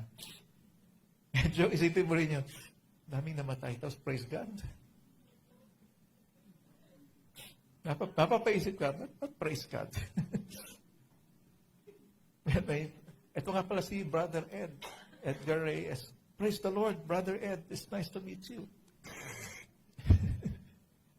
Ano ba to? Pwede naman, hello Ed, it's nice meeting you. It's so good to see you. Diba? Pwede naman tayo maging normal na gano'n. Diba? Tanggalin na natin yung praise the Lord. Yung praise the Lord, kay Lord talaga yon. Huwag mong gamitin sa kung saan saang bagay. Di ba? Nakatapak ka ng, praise the Lord. Grabe. Tignan mo naman, oh. Nakatapak na, praise the Lord pa rin. Hallelujah. Di ba? May joke doon, di ba? Yung, hindi dumi yan. Dumi yan. Hindi dumi yan. Kaya, tingnan nga natin. Ay, dumi nga. Buti hindi natin natapakan, ano? Lumang joke na yan. Hindi niyo pa alam yan? My point is, huwag mong gamitin yung praise the Lord sa kung saan-saan. Di ba? Lord, praise you. Salamat, Lord, sa pagkain na to. Di ba? Oh, praise you, Lord. Ang galing-galing mo, Lord. Nakaraos ako doon sa sitwasyon na yan. Alam mo, talagang praise the Lord kasi ibang klase yung ginawa ng Lord sa akin. Di ba? There you can use that. Pero yung may sinasabi ka, praise the Lord ka ng praise the Lord, na parang hindi na nakaka-honor kay Lord. Di ba? So, yun, again, parang pinalitan mo lang yung pagbumura ng praise God or praise the Lord or hallelujah. Di ba? Or amen. Amen? Amen? Amen ba? Oh, amen. O, sige. Amen? Kayo, amen ba kayo dyan? Wala na nasabi kundi amen na lang din.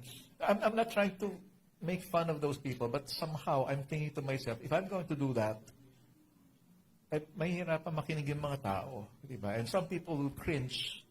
Ayoko na dito, puro amen ng amen. No? So, palabang women. Amen lang eh. Diba? So, let's continue. Ang sabi dyan, sa pamagitan ng dila, pinupuri natin ang ating Panginoon at Ama, pero sa pamagitan din nito ay sinusumpa natin ang ating kapwa na nilikhang kalarawan ng Diyos. Pinupuri mo ang Diyos, pero pagdating doon sa tao na nilikha na kawangis ng Diyos, sinusumpa mo. E nandun din ang Diyos. Di ba? Ano pa? Mula sa iisang bibig nang gagaling ang pagpupuri at pagsumpa. Mga kapatid, hindi dapat ganyan. Maaari bang lumabas sa isang bukal ang matabang na tubig at ang maalat na tubig? Hindi. Mga kapatid, hindi rin maaaring mamunga ng olibo ang puno ng igos o ng igos ang ubas. Hindi rin maaaring makakuha ng tubig tabang sa tubig alat. Well, from here you can see the hypocrisy of the tongue. Di ba? Kumain ka na ba? Busog pa ako. Pero totoo, di pa kumakain. Di ba? Di ka pa kumakain. Naririnig ko yung mas malakas yung tiyan mo kaysa sa bibig mo. Ano? Eh, tayo gano'n, di ba? Kumain na ako. Okay lang po ako. Okay lang. Di ba? Pero hindi talaga okay. Bakit? Nahihiya tayo. And sometimes, you have to be careful with kahihiyan because it can be pride. Ayaw mo ng tulong kasi nahihiya ka. Eh, bakit di mo naman malayan? Pride na yan. Di ba? You're so proud that you cannot accept help from other people. Okay lang ako, okay lang ako. Pero sa tulang, sa loob-loob mo, please find out. Di ba? I'm fine, I'm fine, I'm fine. Pero sa loob-loob mo, yung puso mo sinasabi, please find out. Yeah. Pero ito, masaklap. Nagwo-worship ka rito, pinupuri mo ang Diyos, sinasabi mo, mahal mo ang Diyos, pero pagdating sa kapwa mo, iba na yung lumalabas sa bibig mo, iba na yung sinasabi mo, iba na yung ginagawa mo. Di ba? Namimintas, di ba? Tingnan mo yung taong yan. Tingnan mo siya. Di ba? Mas madali tayong makasagap ng hindi maganda eh. Di ba? Oh, that's why yun nga, chismis. Di ba? Yung mga chismis na yan, yung mga criticisms na yan, madaling masagap yan eh. Di ba? So, ang dali lang masagap. And somehow, people will believe in it. Kaya nga, sabi nga ni Jesus, hindi ka nakakarumi sa'yo yung kinakain mo. No? Kasi some people, nung time nila, marumi yan, huwag mong kainin yan. You will become unclean. Ano sabi ni Jesus? Hindi yung kinakain mo ang nagpaparumi sa'yo. Yung lumalabas sa bibig mo ang nagpaparumi sa'yo. Kasi kung ano yung lumalabas sa bibig mo, yun yung galing sa puso mo. At yung puso natin, punong-puno ng masasamang bagay. And that's why our tongue is so full of bad things. Sometimes hindi lang natin sinasabi, nandoon sa loob sa puso natin. And that's why, sabi nga, pag ikaw ay nagpiga ng, di ba, pag naghugas ka ng plato, meron yung sponge.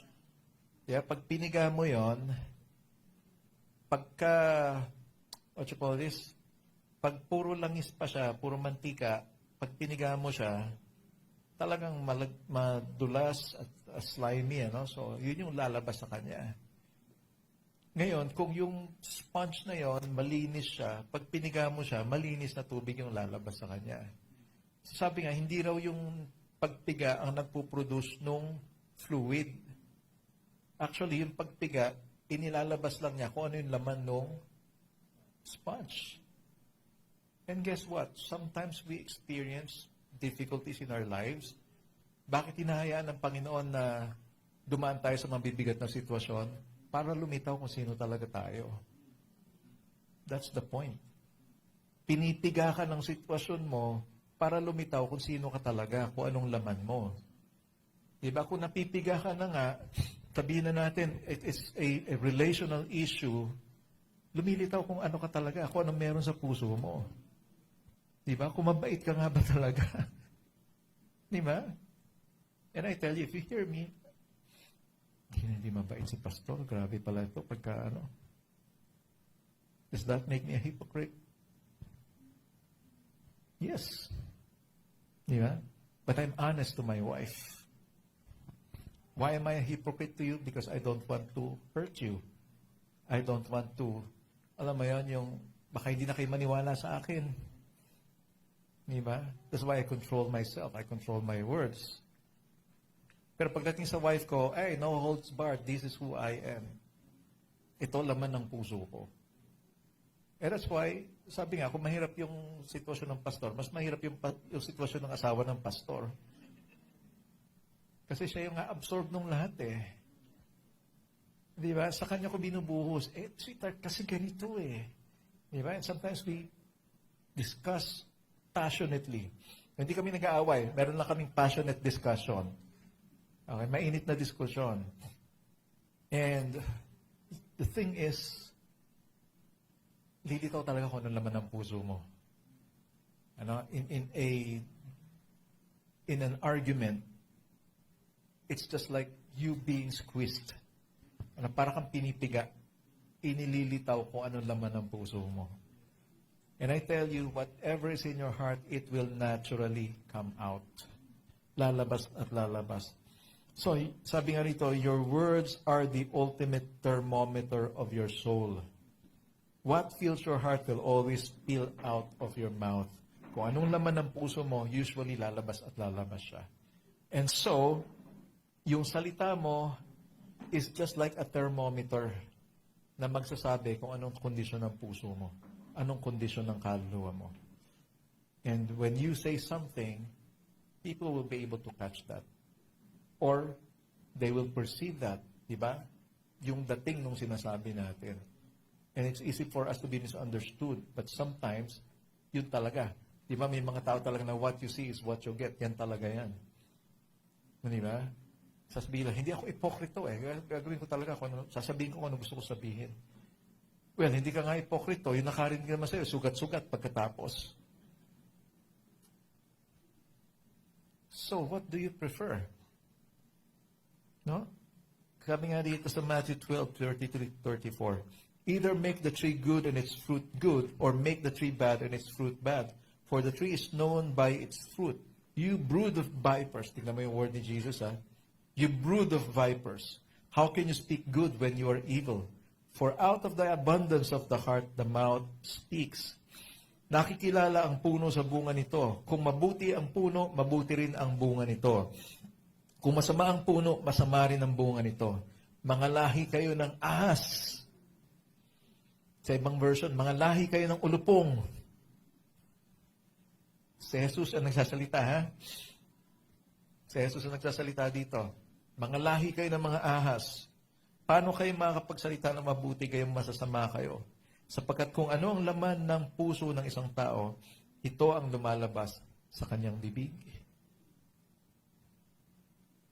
So kung ang mata daw ay window to your soul, yung salita mo ay thermometer ng iyong kaluluwa. Ano na? Exhaust fan. O, nilalabas niya lahat. Hinihigop yung laman ng puso mo at nilalabas niya. No? So, kaya nga, no, madali kasi sa atin mag-point ng finger, di ba? Nakasakit yung salita mo eh. Pero yung salita mo, do you think hindi ka nakakasakit? Di ba? And usually, we want to avenge, no? We want to take revenge. Gumanti, di ba? Hindi maganda yung sinabi mo, so, hindi rin maganda sasabihin ko sa'yo. Kaya nga yung away ng mag-asawa or away ng kahit sino, hindi matatapos kasi batuhan ng masasamang salita eh. Pag walang pumigil, nagpigil at nag-decide na magsalita ng iba, hindi hihinto yung away. At lagi kang hahanap ng ibabato mo. Hindi pa tapos magsalita yung nagsasalita, meron ka ng ibabato na pangganti ron sa sinasabi niya. Yeah. Conflict will never stop. Hindi siya matatapos. Di ba kaya ngayon sinasabing crazy cycle sa mag-asawa? Yung babae gusto lang naman niya maramdaman na mahal siya at talagang secured siya doon sa pag-ibig ng lalaki. Ito naman lalaki gusto niya marespeto siya. And minsan hindi naman ka-respeto talaga. Di ba? Kapag hindi na respeto, galit pa. Paano naman kasi? Hindi mo naman nakikita yung pagmamahal. Hindi naman nakita sa iyo yung pagmamahal. Paano kita i-respeto? Kung ganyan ka. Di ba? Yan ang words natin eh. Paano naman kita mamahalin kung hindi mo ako nire-respeto? Hindi mo ako nire-respeto. Paano expect mo mahalin kita? Paano mo ako expect na respetuhin kita? Hindi mo naman ako minamahal. Paano matatapos yon? That's why it's called a crazy cycle. It's a crazy cycle. Yung ginawa mo lang kanina, hindi ko gusto. No? Nababastos ako. Excuse me for the word, but we use that word, di ba? Nababastos na ako ba't hindi ko naman gagawin sa'yo yun? Wala ka namang ginagawang maayos sa relasyon natin. Di ba? Hindi po kami ganun, ha? Example lang yun. Example lang yun. Hindi nangyayari sa amin yun. Okay?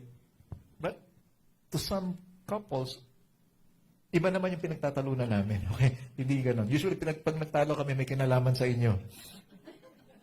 Okay? Kayo yung pinagtatalunan namin. Walang kinalaman sa relasyon namin. Hindi ko nararamdaman na disrespect ako or what. But anyway, for some marriage, or a lot of marriage, ganun. Di ba, nai-insecure yung babae? Bakit di mo ako pinapansin? May iniisip ako ganyan, di ba? So, maya-maya, ay naaway na yun. Kasi siguro ganito, kaya ganyan. Yung lalaki. Ba't ka ba nag-iisip ng ganyan? Di ba? So, parang wala ka naman tiwala sa akin. Di ba? So, lack of respect na yun. Eventually, yun na nga yun. Wala kang respeto, hindi kita mamahalin. Hindi kita re-respeto, hindi mo ako minamahal. So, what's going to happen with the relationship? Wala na, ikot-ikot lang kayo doon. And somebody has to reverse that. And it has to be the man. Dapat yung lalaki yun. Diba? Kahit feeling ko parang hindi ako na-respect doon. Sige, I'll choose to love you. Because love is a choice. Di ba? Love is a choice. Bakit puro babae yung pumapalakpak? Pumalakpak ka, Fortune. Siningle out no? Yung mga babae lang ang pumalakpak. Paano naman yung mga lalaki? Malakas yung palakpak ni Mark. Siya yung unang-una. Di ba? Sabi nga, love is a choice. So even if I don't feel respected, I'll choose to love you. Pero pwede rin naman yung babae. Diba? Kahit feel ko na hindi mo ko, feeling ko nawawala yung security. Feeling ko parang hindi mo ko ganun kamahal katulad ng dati. Pero respetuhin pa rin kita. And that's why you tell your children that, diba? Batugan yung tatay nyo. Pero tatay nyo pa rin yan. Respetuhin nyo. Huwag nyo babastusin yung tatay nyo. Tatay nyo yan eh. Di ba? Hindi yung tatay nyo talaga. Ewan ko ba dyan? Magkakampi kayo ng mga anak mo. Di ba? Ewan ko ba dyan? Ang sarap tuktukan eh. Di ba? And I tell you, baba ng baba yung dignity nung lalaki. And darating sa punto, di dire-diretso niya na yung pagiging batugan niya. Ikaw na lang bahala eh. Mas magaling ka kaysa sa akin eh. Di ba? Ba't gumagana eh? Puro lalaki naman ngayon yung gumagana. Yung mga babae naman ngayon ang tense na tense eh, no? It's not a battle between the man and the woman. Ano? So, pansin natin, yung mga nangyari in the past, nagkaroon ng feminism kasi gustong patunayan na kaya ng lalaki, kaya ng babae. Hindi naman kailangan maging ganun eh.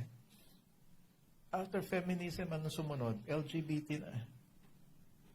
Ngayon, ang lumilitaw, socialism naman. Socialism. And we are sinking deeper and deeper into bigger problems. Pero kung tutuusin, our words can make a big difference. Our words can make a big difference. So, we need the help of the Lord. Since imposible natin na ma-control ang bibig natin, ang dila natin, kailangan natin yung tulong ng Diyos. And that's why it is the grace of God. Diba? So, hindi ko nagustuhan yung sinabi niya, pero okay na lang eh.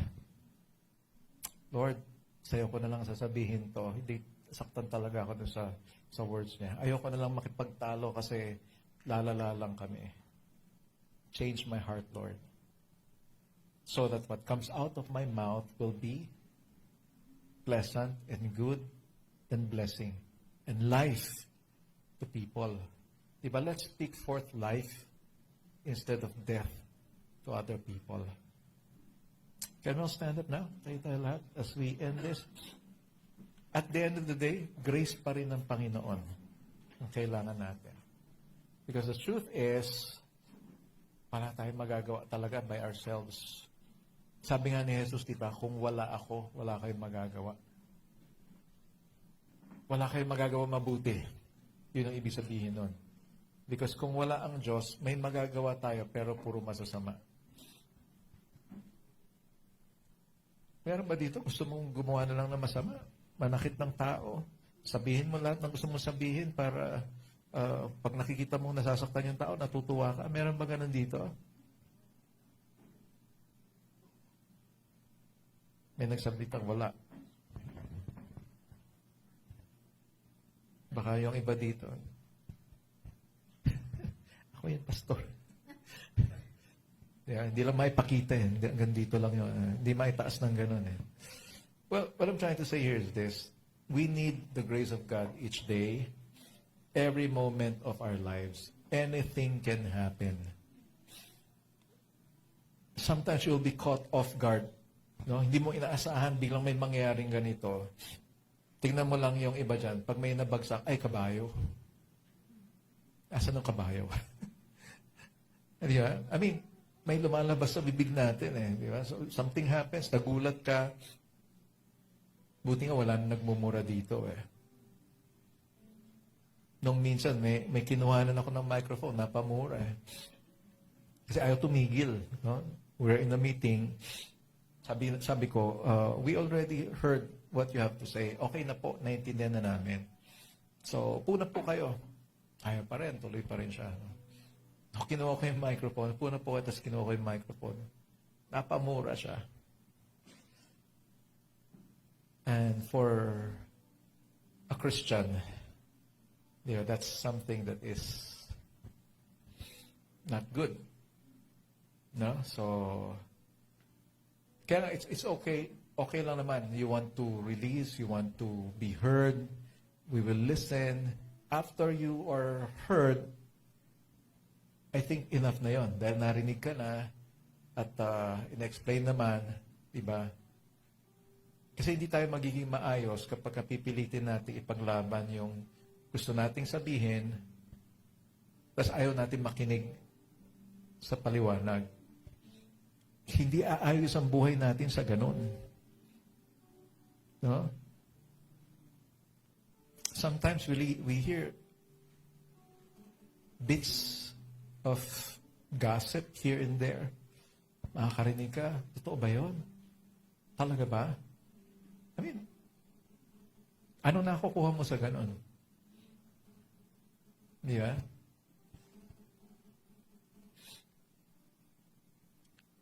Just think about these things. Di ba? Think about your words. Think about the people na napagbitiwan mo ng mga salita na hindi maganda. And look at what happened to their lives. Tingnan mo yung buhay nila. Anong naging bunga ng salita mo sa kanila?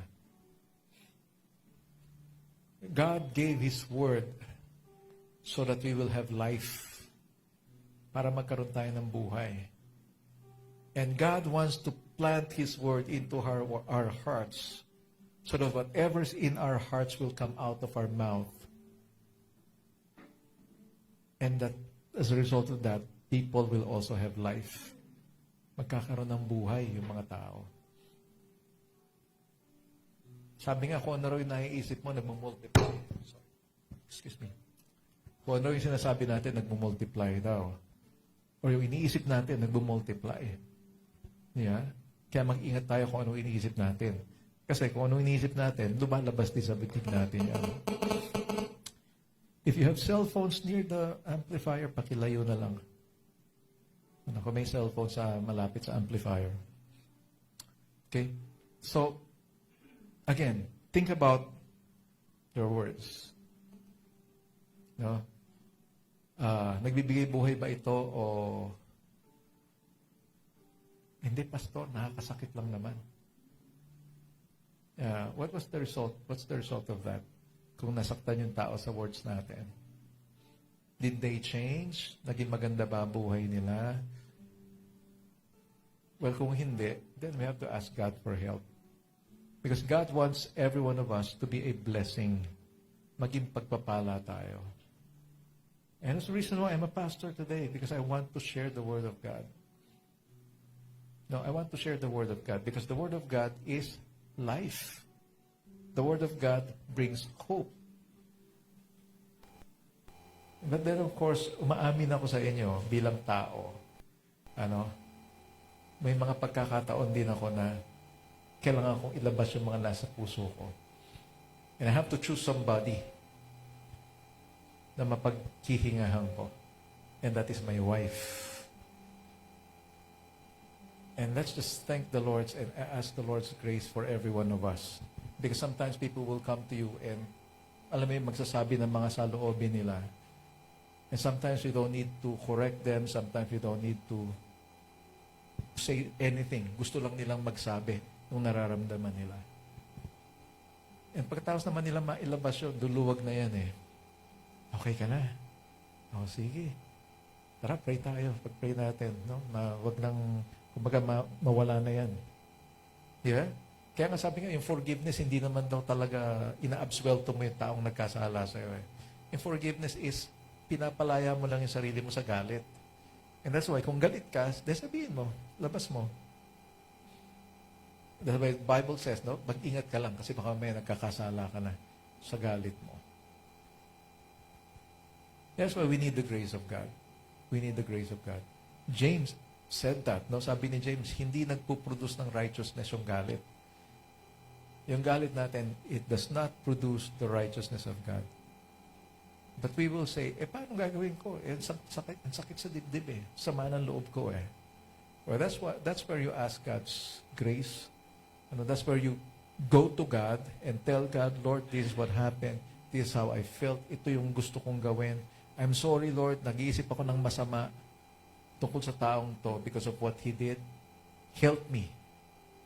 Help me. Sabi mo, Lord, mag-forgive. I forgive the person. Gusto kong tanggalin tong galit na to sa kanya. Kasi ayoko nang may bigat sa puso ko. Can we say that to the Lord right now? Pwede ba nating sabihin yan? So just right where you are, will you just pray right now? Just pray to the Lord. Ikaw ang nakakaalam kung ano naman ang puso mo. No? Pagka pinigaw yung puso mo, ano bang lalabas dyan? So if you have something there, surrender mo sa Panginoon ngayon. Now, just between you and God, no? I'm not going to ask you to raise your hands or whatever. Just speak to God right now, right where you are. Sabihin mo sa Panginoon, kung may sama kang loob or may galit ka, kung may ginawa sa'yo noon pa na hanggang ngayon dala-dala mo pa rin, I tell you, it affects your words. No, lumalabas yan sa bibig natin. Kasi dala-dala natin sa puso natin. So if there's something right there, tell God about it. Surrender that to the Lord. And let the Lord heal your hearts today. Sabi nga, hindi totoo yung forgive and forget. But we can say, forgive and be healed. Kasi pag nagpatawad tayo, doon maghihilom yung sugat natin. Just tell God right now. Surrender to the Lord, whatever's in your heart. Let's pray. Lord, we honor you. We thank you, Lord.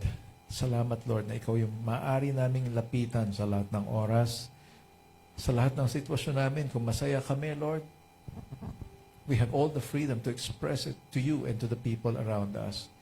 Pero sa mga pagkakataon, Panginoon, na masama ang loob namin, we are going through a very difficult time, walang makaintindi sa amin, at the more we speak, the more na hindi nagiging maganda yung nangyayari.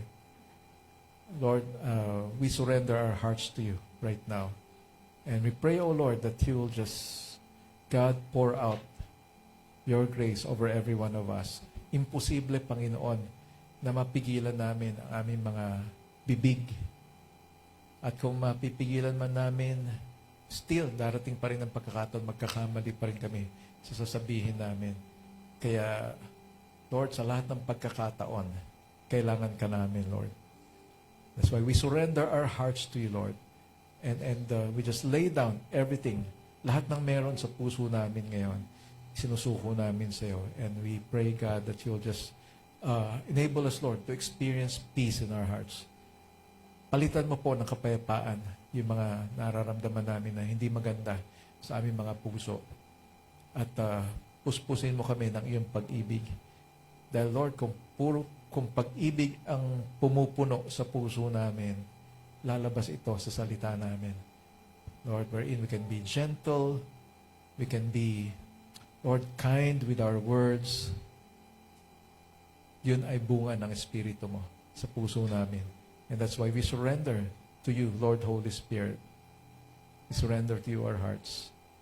We thank you and we honor you. In Jesus' name we pray. Amen. Amen.